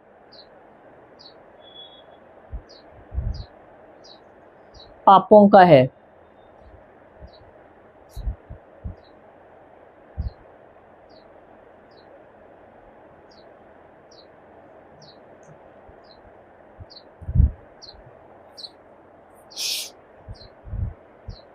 हालेलुया। अब उदाहरण के तौर पे आप सुअर को कहाँ पाते हो? चिकन में, कितना भी साफ करो तो भी चिकन में, उसको परफ्यूम लगाओ, पाउडर लगाओ, मिलाओ 10 बार दिन में, फिर भी फिर चिकन में, क्यों? उसका स्वभाव है। हाँ, तो अगर जब तक वो स्वभाव को काबू में नहीं लाते हैं तब तक वो होगा क्या? सही नहीं। उसी प्रकार अगर कुत्ते को आप कीचड़ में डालो, रहेगा क्या? कुत्ता नहीं रहेगा, वो भाग के तुरंत बाहर आएगा। उसको धोओगे तो अच्छा रहेगा वो। हालेलुया। क्योंकि उसका स्वभाव है साफ रहना, लेकिन सुअर का स्वभाव क्या है? कीचड़ में ही रहना। उसी प्रकार मनुष्य की वृत्ति क्या हुई थी? उसका स्वभाव क्या था? पाप का था। और उस पाप को ईश्वर ने क्या किया? यीशु के ऊपर डाला। ये वचन वही कहता है 2 कोरिन्थियों 5:21 कि हमारा जो पापों का स्वभाव जो है ईश्वर ने यीशु के अंदर डाला, और हमारा पाप करने का स्वभाव, और उन्होंने क्या किया? उनकी जो धार्मिकता है वो उन्होंने क्या किया? हमको दे दिया। अब धार्मिकता क्या है? उनका स्वभाव है। उनका स्वभाव जो है उन्होंने हमारे अंदर डाल दिया है।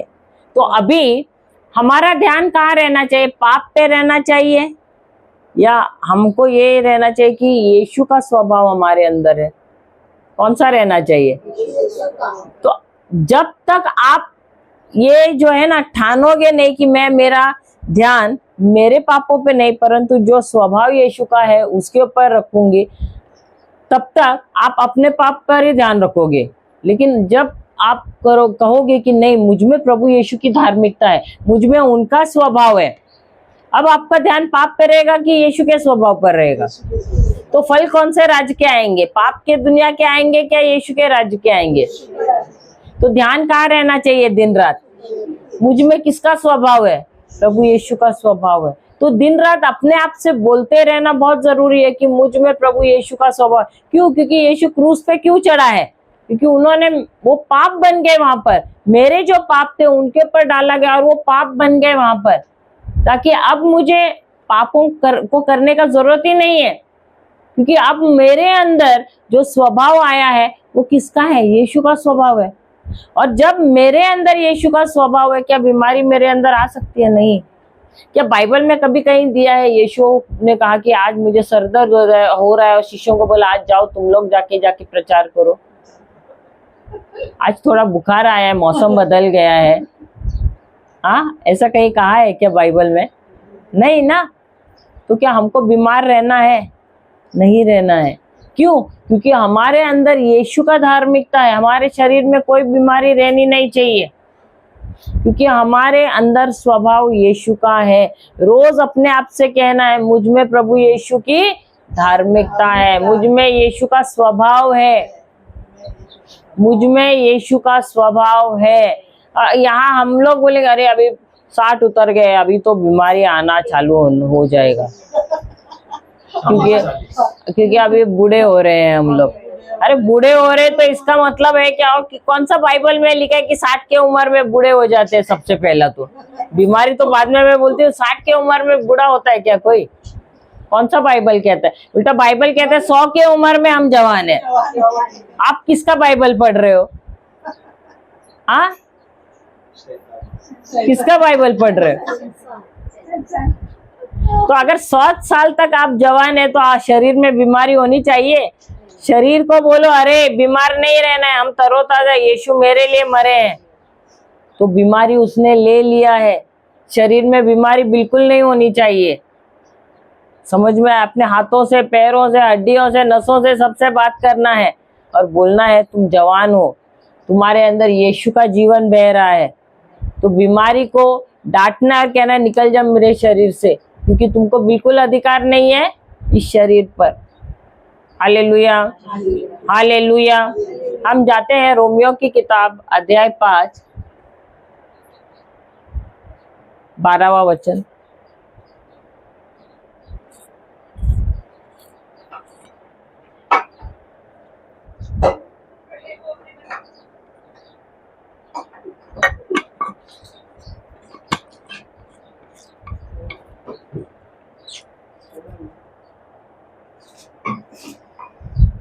एक ही मनुष्य के द्वारा एक ही मनुष्य के द्वारा संसार में पाप का प्रवेश हुआ और और पाप के द्वारा मृत्यु का इस प्रकार मृत्यु सब मनुष्यों में फैल गई क्योंकि सब पापी हैं।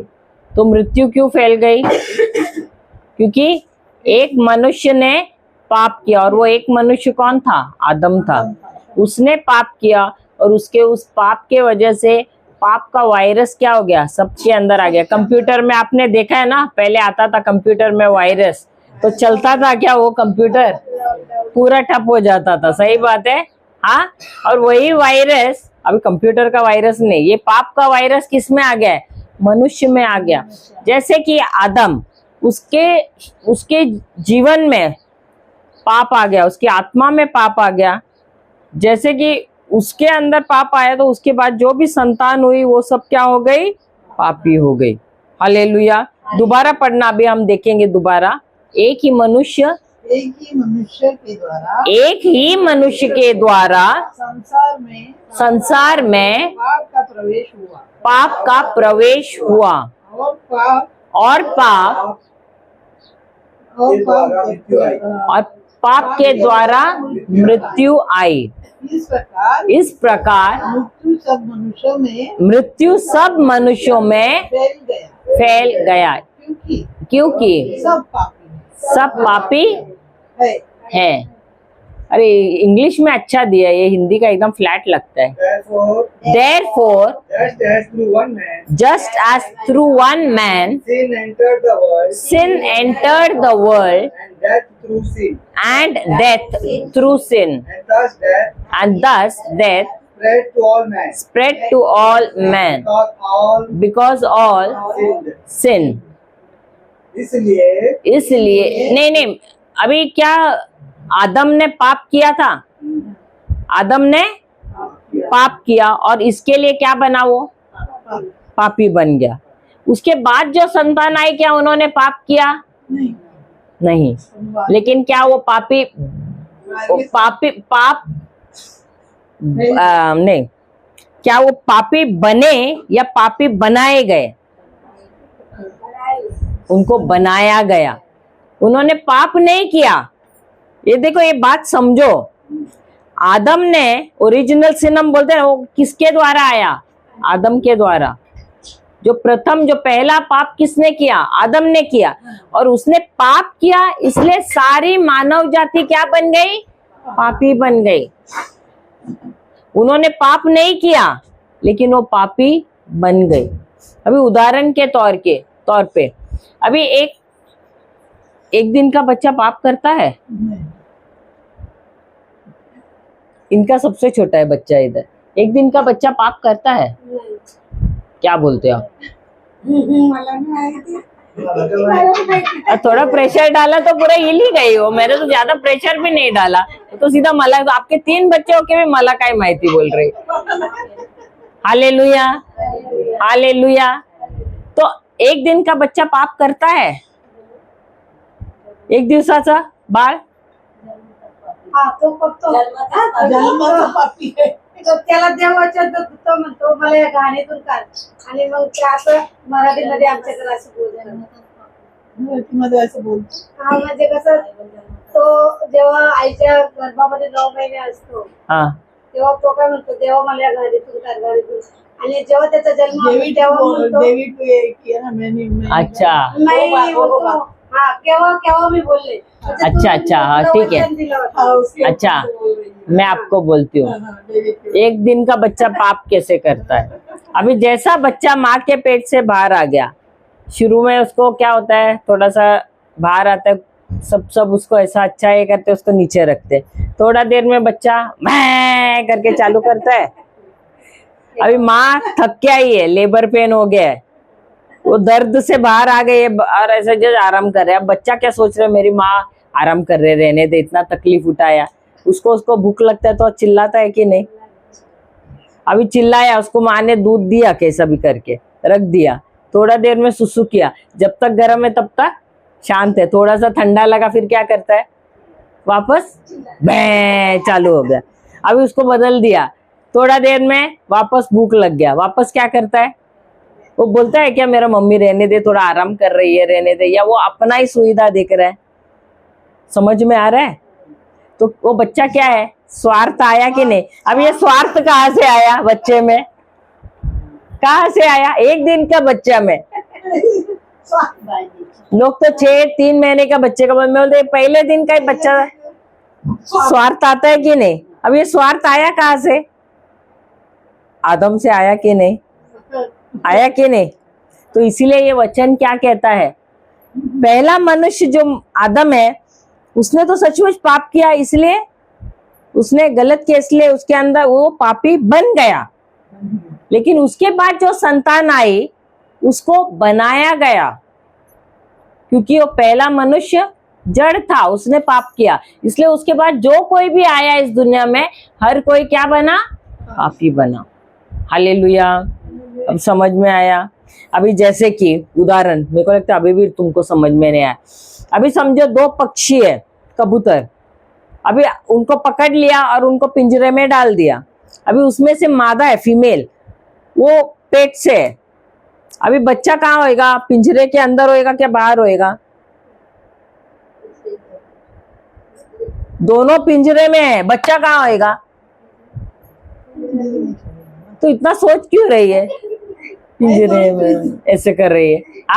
कहाँ रहेगा बच्चा, कहाँ रहेगा? पिंजरे में ही रहेगा ना। क्यों पिंजरे में? क्योंकि उन लोग कैदी है कि नहीं, इसीलिए वो भी अंदर कैदी रहेगा कि आजाद रहेगा बच्चा? कैदी बन गया ना। समझ में आया कि नहीं? वैसे ही हम लोग भी पापी क्यों बने, आदम के पाप के वजह से, यही ये वचन कह रहा है। अभी समझ में आया सबको? हम सब क्यों पापी बन गए थे? क्योंकि आदम ने पाप किया था, हमने पाप नहीं किया था, लेकिन आदम ने पाप किया, इसलिए उसके बाद जो भी है उसको थप्पा लग गया है, पापी पापी पापी। तो सबको थप्पा लगा है, पापी है। पोस्ट ऑफिस में थप्पा लगाते हैं ना, वैसे हमको भी थप्पा लग गया। जैसे ही माँ के पेट में हम लोग अंदर गर्भ धारण किया, मम्मी ने, पापी, हम लोग के ऊपर थप्पा लग गया। वैसे ही जैसा आदम उसने आज्ञा का पालन नहीं करने की वजह से पापी बन गया, वैसे ही यीशु ने क्या किया, यही ये वचन कहता है, उसने आज्ञा का पालन करने की वजह से उसके अब हम सब कौन बन गए, हम पाप से मुक्त हो गए हैं। अब हम कौन बने हैं, हम सब धर्मी बन गए हैं। समझ में आया? हम पवित्र बन गए, हम पाप से निकल गए हैं बाहर। तो अभी हमारा ध्यान किस पर रहना चाहिए, पाप पे रहना चाहिए, या जो हम अब बन गए यीशु में उसके बारे में सोचना है? जो यीशु ने हमको बनाया है, धर्मी, राइचियस जो बनाया, उसके बारे में हमको सोचना। अभी दोबारा पढ़ना 12वां वचन, अभी समझ के पढ़ो। इसलिए मैं देखो फास्ट नहीं लेके जा रही हूँ, भले हम 2-4 ही स्क्रिप्चर पर, अगर उसको समझेंगे नहीं, मैं खाली पोर्शन नहीं कंप्लीट करूंगी। मैं आपको थोड़ा मैं चाहती हूँ कि आप लोग समझे। समझ में आया? पढ़िए। इसलिए जैसे एक मनुष्य आदम के द्वारा पाप जगत में आया, और पाप के द्वारा मृत्यु आई। तो पाप की वजह से क्या आया, मृत्यु आई। अब एक मनुष्य ने पाप किया, उसके वजह से हम सब पापी बने, और हम उसके वजह से हमको मृत्यु भी आई। अब मृत्यु आई यानी सिर्फ मृत्यु नहीं, वो मृत्यु ऐसे ही नहीं आई। सबसे पहले वो पाप आया, उसके बाद बीमारियां आई, श्राप आया, ये सारी चीजें एक के बाद एक, और फिर लास्ट में मृत्यु। समझ में आया? तो पाप की वजह से बीमारी आई। पहले बीमारी थी क्या आदम को? नहीं थी। जब ईश्वर ने मनुष्य को बनाया, वो सेहत में अच्छा था, सब कुछ अच्छा था उसके शरीर में, कहीं कोई समस्या थी क्या? नहीं थी। पवित्र था, अच्छा था, समृद्ध था, गरीब नहीं था, वो तो राजा था। तो ये गरीबी भी कहाँ से आई?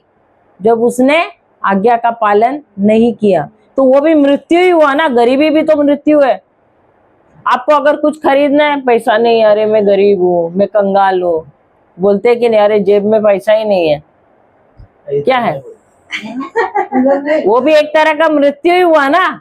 वो भी एक तरीका तो मैं तो बहुत बार सुना है हमारा कैथलिक, अरे आई एम वेरी पुअर, हाँ मेरी पूरी बोलते ही हैं।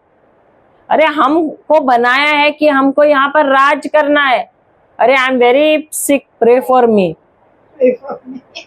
हम हैं जिनके लिए ईश्वर ने इस सृष्टि बनाया है, हमको यहाँ पर राज करना है, लेकिन हम कौन बन रहे हैं? हम गुलाम बन रहे हैं। गुलाम बन गए। सही बात है।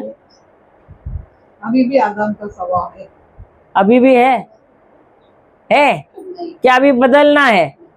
तो यीशु फिर क्रूस पर क्यों मरे? मेरी बड़ी ना खाली आ क्यों मरे यीशु क्रूस पर?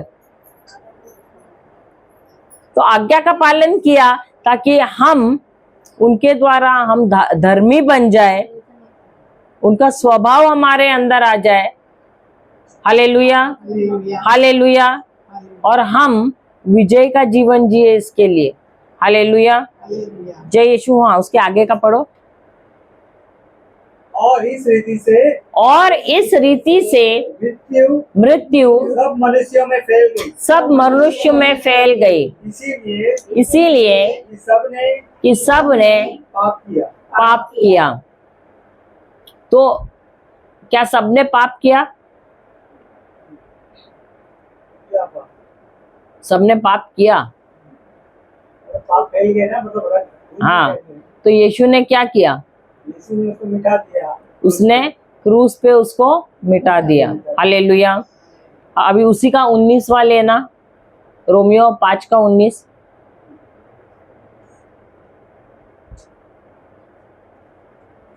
क्योंकि जैसा एक मनुष्य की आज्ञा ने न मानने से बहुत से लोग पापी ठहरे, वैसे ही एक मनुष्य के आज्ञा मानने से बहुत लोग धर्मी ठहरे। तो अभी आज्ञा का पालन करने से, यीशु के आज्ञा का पालन करने से क्या हम धर्मी बन गए हैं? क्या बनने वाले हैं? बनने वाले हैं क्या बन गए? बन गए क्या बनने वाले हैं? सोचो बराबर, बन गए क्या बनने वाले हैं? बन गए हैं, बन गए हैं। ओके, हम जाते हैं गलातिया, गलातिया नहीं, पहला पेतरस अध्याय 2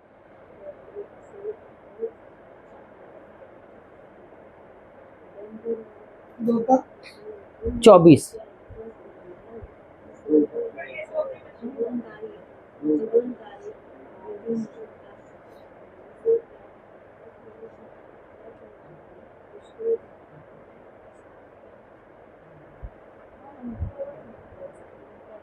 मिला? पढ़िए। वह अपने शरीर में, अभी सुनो सुनो, वह अपने शरीर में ऐसा का क्या हुआ? कुछ डाउट था आपको? अच्छा, तुम्हाला काय? अच्छा अच्छा, ओके। अभी यहाँ पर सुनिए। वो उधर भी एक मराठी में भी देख लिया। अच्छा अच्छा, ओके ओके। तो वो उधर ढूंढ रही हूँ। अच्छा, हाँ पढ़िए। वह हमारे शरीर में, 1 पेतरस 2:24, वह हमारे शरीर में, पहिला पत्र 2 से 19, 24 पहिला पेतरुस,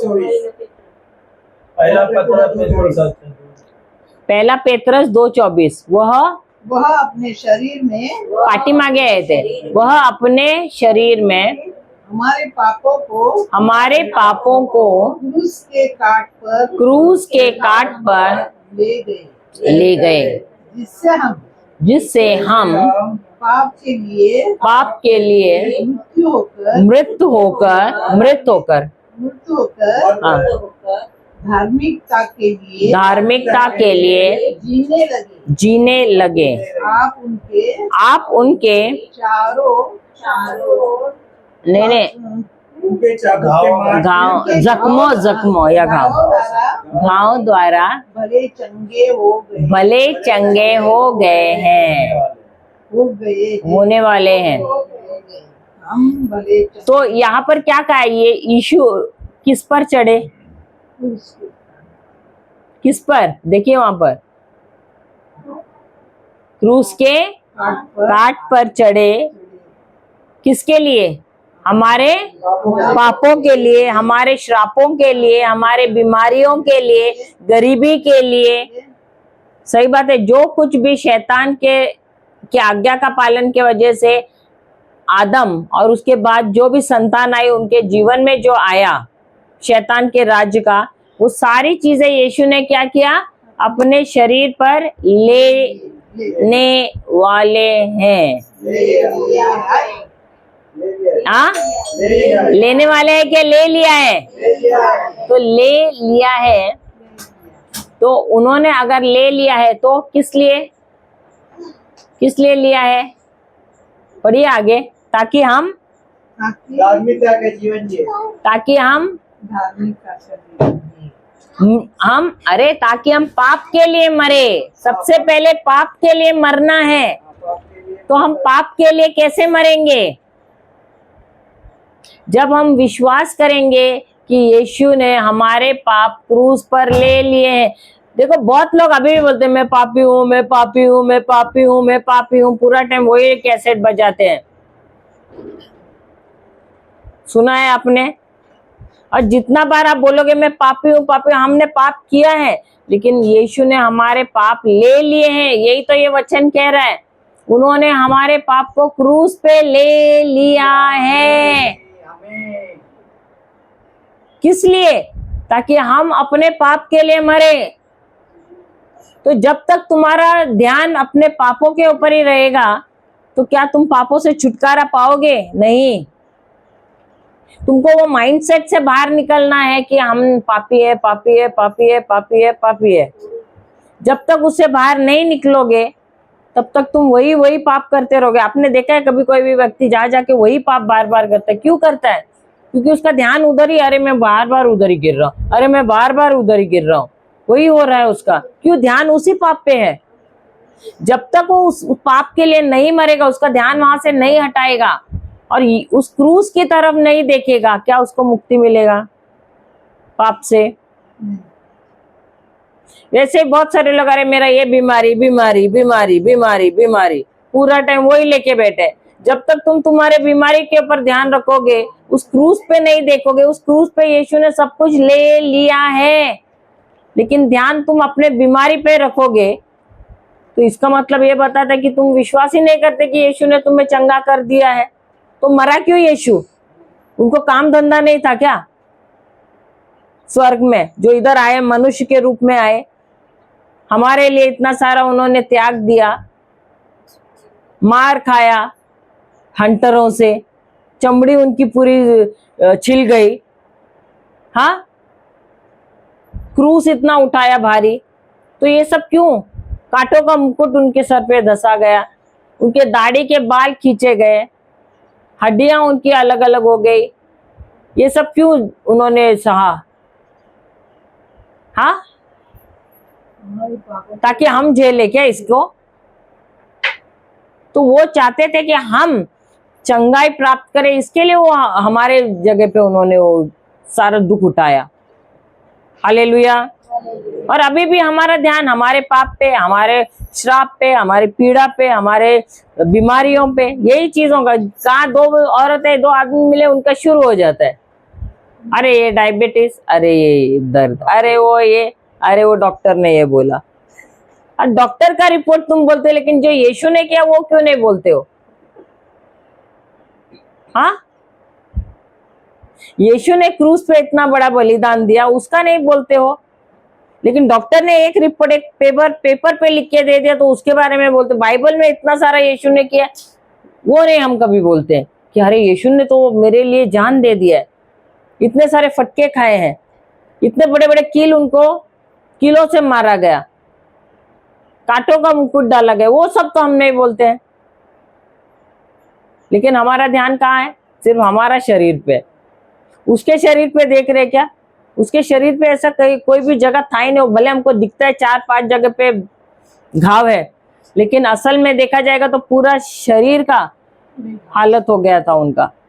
कहीं भी ऐसा नहीं था जहां पर उनको चोट नहीं लगी थी। जो भी हिस्से में चोट लगा था वो हिस्से को देखो, जहां आपको दर्द है वही उनके शरीर को देखो, वही हिस्से को, और बोलो प्रभु मैं धन्यवाद देती हूँ कि जो बीमारी मेरे शरीर में है वो आपने ले लिया है।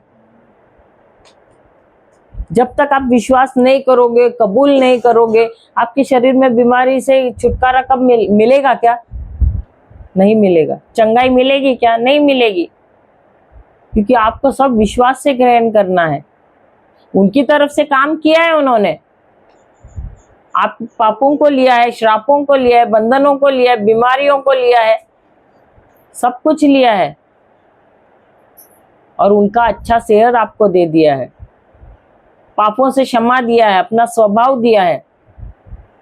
और यही अभी हमारा अब सफर क्या है? वही लेना है, उसको ग्रहण करना है विश्वास के द्वारा और कबूल करते रहना है। धन्यवाद यीशु, आपने मुझे भला चंगा कर दिया है। पढ़िए वो दोबारा, 1 पेतरस 2:24।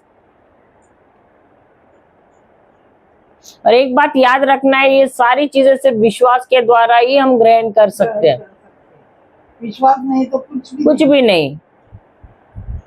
वो बोलते हैं ना, कुआं है, कुएं में पानी है, लेकिन तुम कुएं के बाहर खड़े रहोगे और बोलो मैं प्यासा हूँ, मैं प्यासा हूँ, पूरा जिंदगी वैसे ही बोल के जान भी निकल जाएगी, लेकिन कुएं में तो पानी भरा हुआ है। लेकिन जब तक तुम उसको निकाल कर पियोगे नहीं, तब तक क्या होगा? ऐसा ही यीशु ने हमको सब कुछ करके दिया है, लेकिन जब तक हम बाइबल नहीं खोलेंगे, हम सीखेंगे नहीं, समझेंगे नहीं कि क्या किया है, क्या हमारे जीवन में हम वो ग्रहण कर पाएंगे? नहीं। हमको दिखता नहीं ना। तो भले उन्होंने किया है हमारे लिए, लेकिन जो किया है उसका हम मजा या फायदा नहीं उठा पाएंगे कभी भी। हालेलुया। पढ़ना अभी। उसने हमारे पापों को अपने शरीर पर लिया और क्रूस पर चढ़ा दिया, जिससे हम पापों के लिए मरकर धार्मिकता का जीवन जिए। उसके कोड़े खाने से हम चंगा हो गए। हम चंगा होने वाले हैं। चंगा होने वाले हैं। चंगा होने वाले हैं। तो हो गए हैं कि होने वाले हैं? हालेलुया। हम जाते हैं यशाया 53 1 से लेते हैं।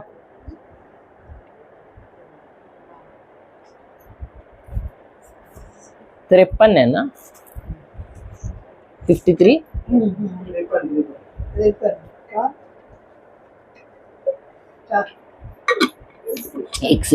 एक से पढ़ना।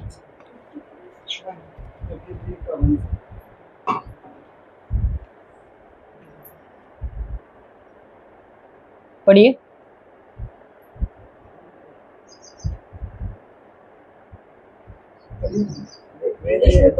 हाँ। Who has believed our message, and to whom has the arm of the Lord been revealed? He grew up before him like a tender shoot, and like a root out of dry ground.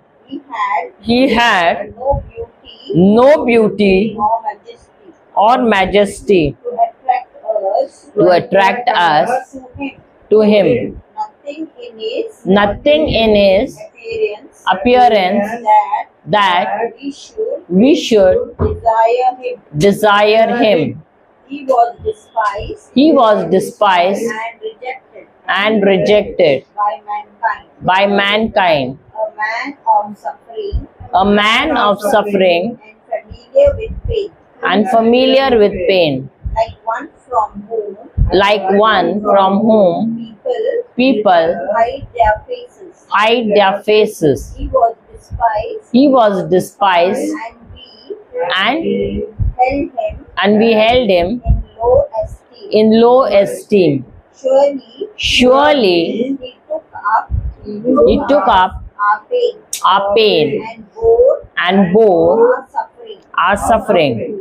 yet we considered him we considered him punished by God, stricken by him, and and afflicted. But he was pierced But he was pierced for our transgressions. for our transgressions. He was crushed He was crushed for our iniquities. for our iniquities. The punishment The punishment that brought us peace that brought us peace was on him, was on him, and by his wounds and by his wounds we are healed. we are healed. Hindi.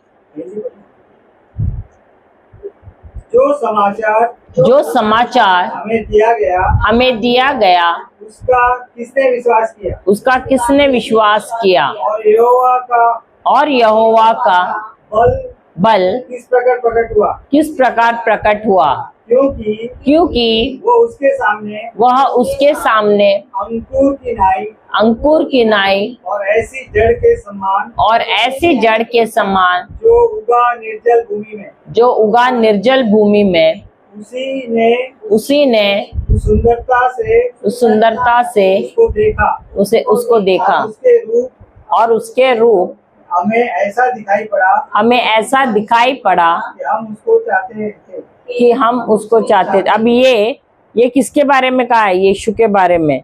ये वचन कहता है कि यीशु जब इस पृथ्वी पर मनुष्य के रूप में आया, उसे कोई ऐसे दिखने में उसके अंदर कोई अच्छी खूबसूरती नहीं थी। वो एकदम साधारण से साधारण लगता था। अभी हम लोग ऐसे पिक्चर देखते तो ऐसे तो नीली आंखें हैं, उसके बाल ऐसे घुंघराले, ऐसे अच्छे से बाल है, ब्राउन कलर के बाल है, कपड़े इस्त्री वाले हैं, ऐसा सब कुछ नहीं था।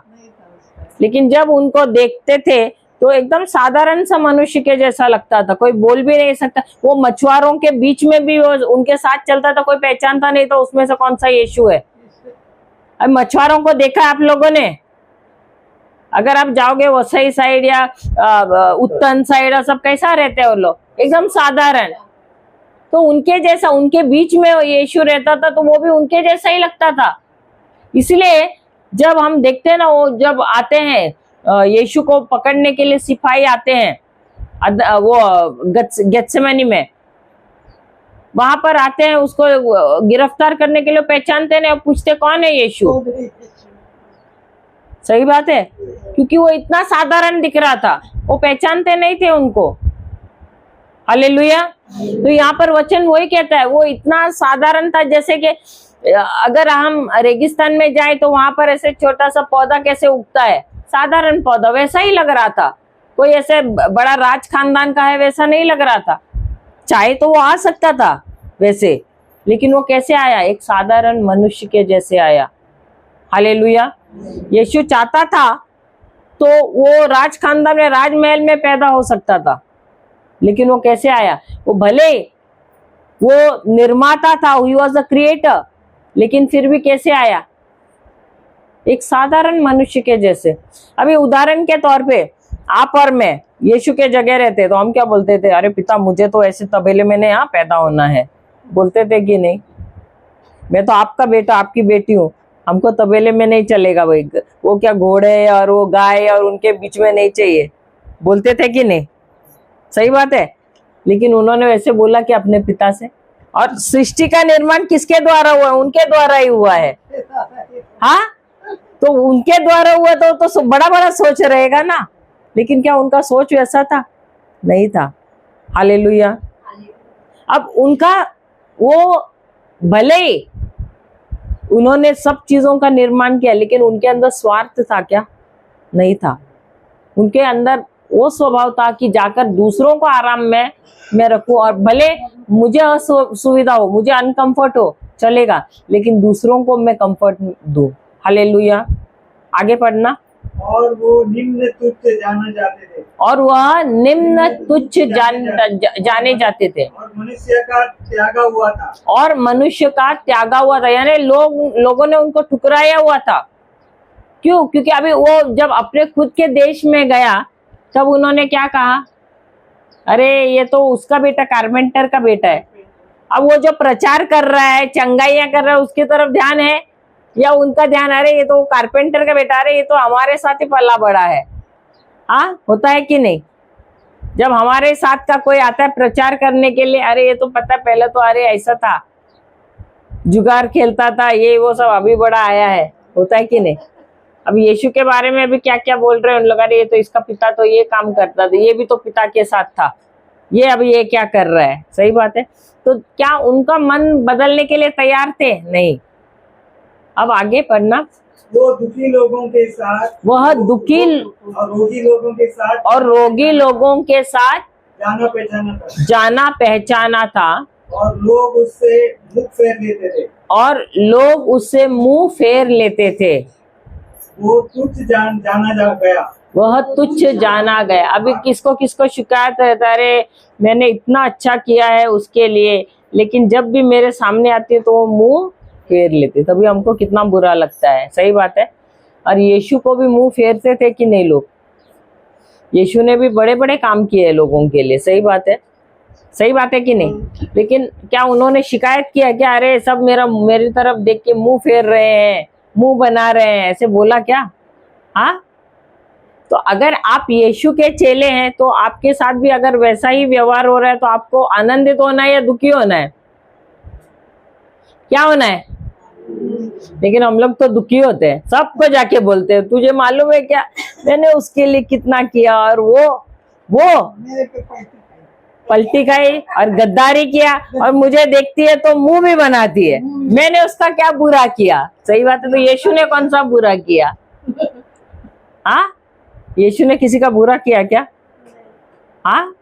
लेकिन यीशु ने कहा अगर मेरे साथ ऐसा हो रहा है और तुम्हारे साथ भी वही हो रहा है तो उस समय क्या करना है? तुमको आनंदित होना है। क्यों? क्योंकि तब तुम जानोगे कि तुम मेरे शिष्य हो। तो अभी आगे से कोई भी शिकायत नहीं करेगा एक दूसरे से, उसने मुंह टेढ़ा किया, उसने ऐसा किया वैसा किया। सही बात है ना? या नहीं? अरे कोई हाँ भी नहीं बोल रहा है। तिने माझ्यासाठी हे केलं, तिने माझ्यासाठी माझं असं केलं, हे स्वभाव आमचा सोडून निघून गेला का?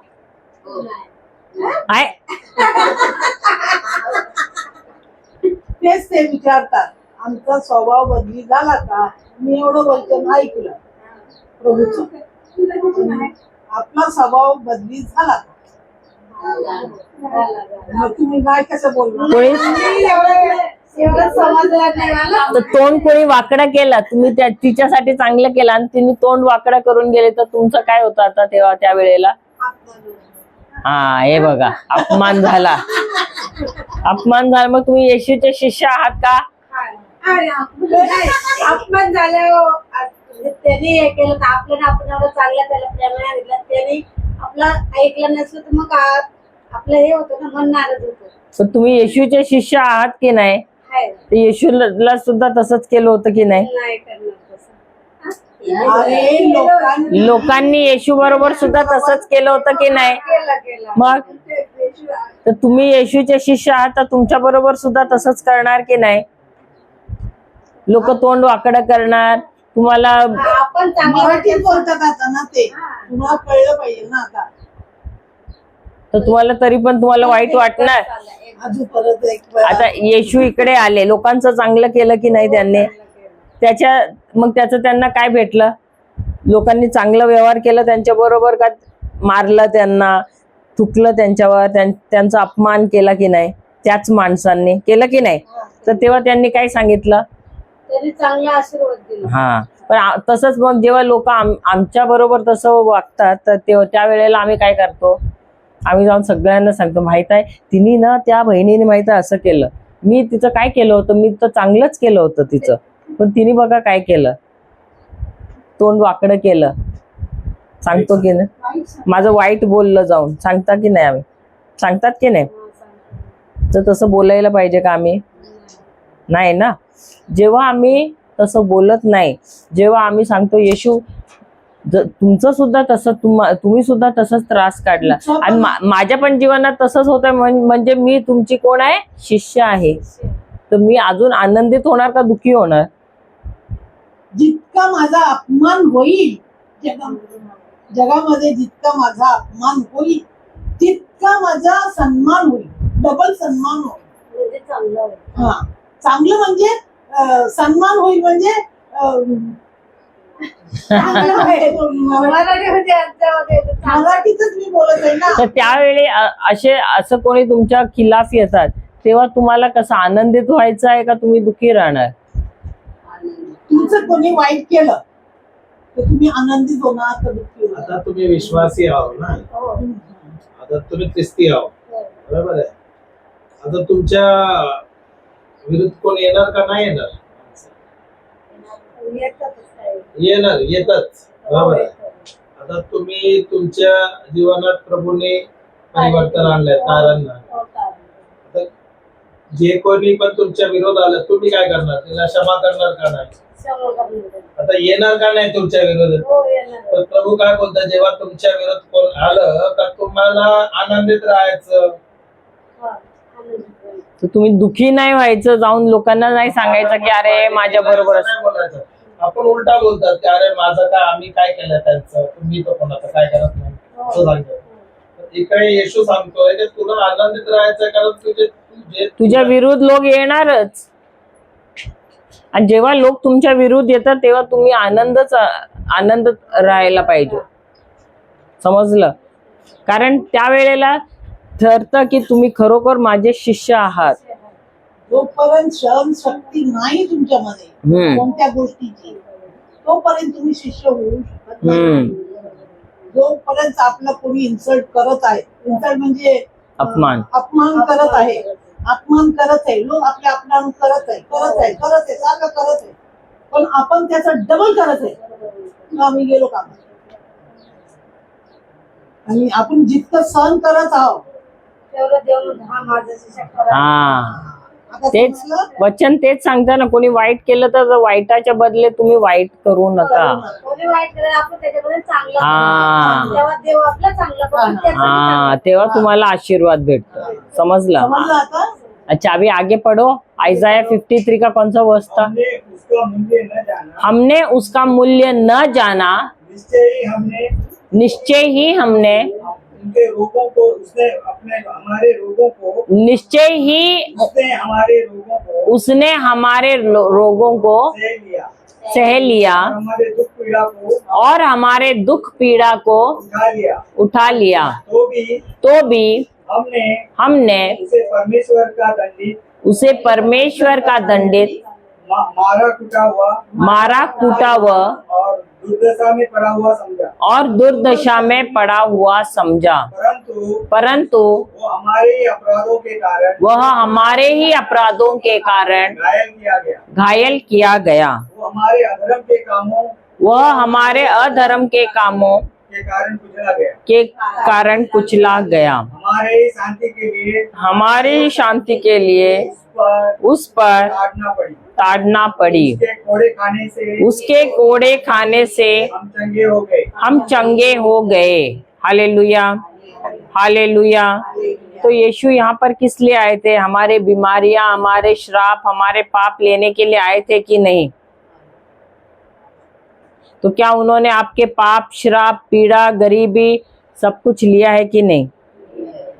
जो आदम के आज्ञा का पालन न करने की वजह से ये सारे दंड, ये सारे पाप, ये सारे श्राप, ये सारी बीमारियां हम पर आई थी, ये सारे चीजें यीशु ने अपने शरीर में ले लिए थे, और उसके वजह से हम सब भले चंगे हो गए हैं. Hallelujah, hallelujah. तो किसी के शरीर में कोई बीमारी है? इसके भी शरीर में नहीं है. बहुत अच्छा. किसी के शरीर में कोई दर्द है, बीमारी है, कोई बंधन में है, कोई बंधन में है. just make let them put their hand on their. अच्छा, खुद अपने ही शरीर पे हाथ रखो जहाँ भी आपको समस्या है. आपके परिवार में अगर कोई बीमार है तो उनके भी आप में रखो. तुमच्या जे कुटुंबात कोण आजारी है त्यांच्यासाठी. किसी को हड्डियों का दर्द है या कुछ है? हर्निया है. और किसी को कुछ है, हड्डियों का दर्द है, हड्डियों का ही है. तो हम जाते हैं भजन संहिता 22 का 14. नहीं, लास्ट है वो।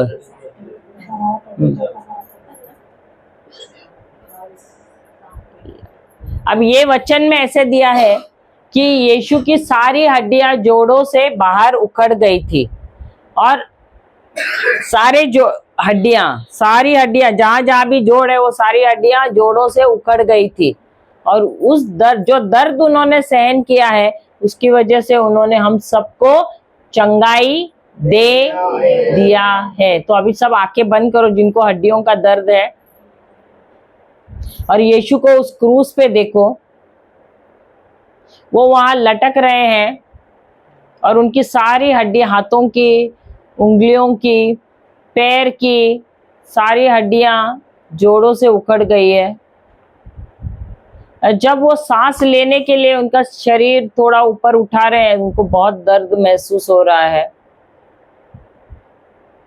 उस दर्द को अनुभव कीजिए।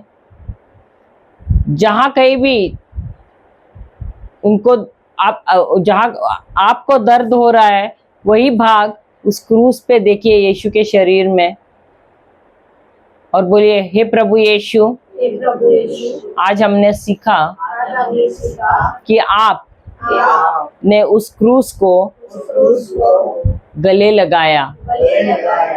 आपने मेरे लिए उस क्रूस पर अपने जान की बलि दे दी। हे प्रभु यीशु, वचन कहता है भजन संहिता 22:14 कि आपकी सारी हड्डियां जोड़ों से उखड़ गई थी।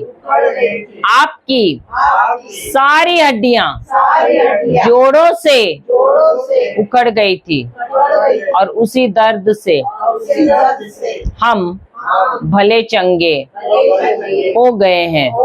उसी दर्द से मैं भली चंगी हो गई हूँ। हे प्रभु यीशु, आपकी सारी हड्डियां जोड़ों से उखड़ गई थी, और उसी दर्द से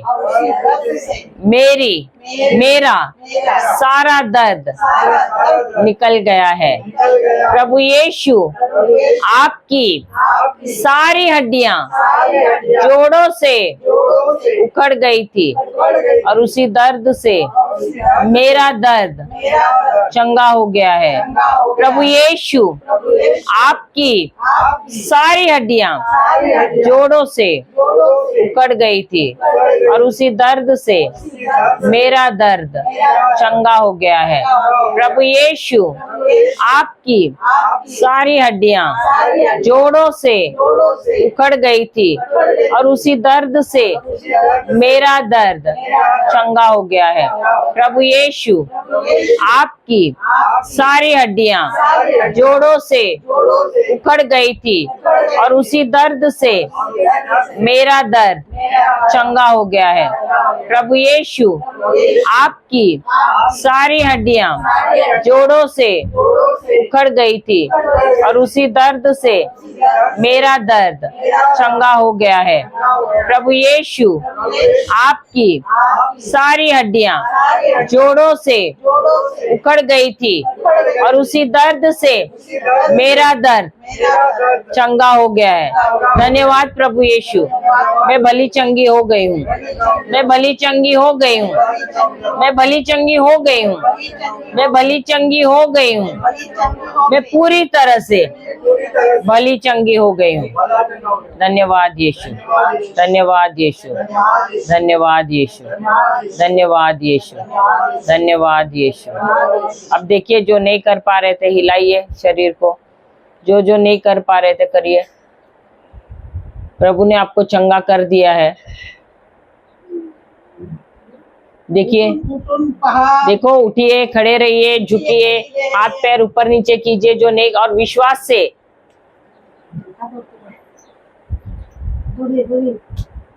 हाथ वर कर, असं कर वाटतं. उठो लोकल हो गया। कैसा लग रहा है आपका? हो गया ना? ठीक है। सबको, और किसी को कोई समस्या है, कोई दर्द वगैरह है? मेरा पाव का देखो, अच्छा हो गया ना?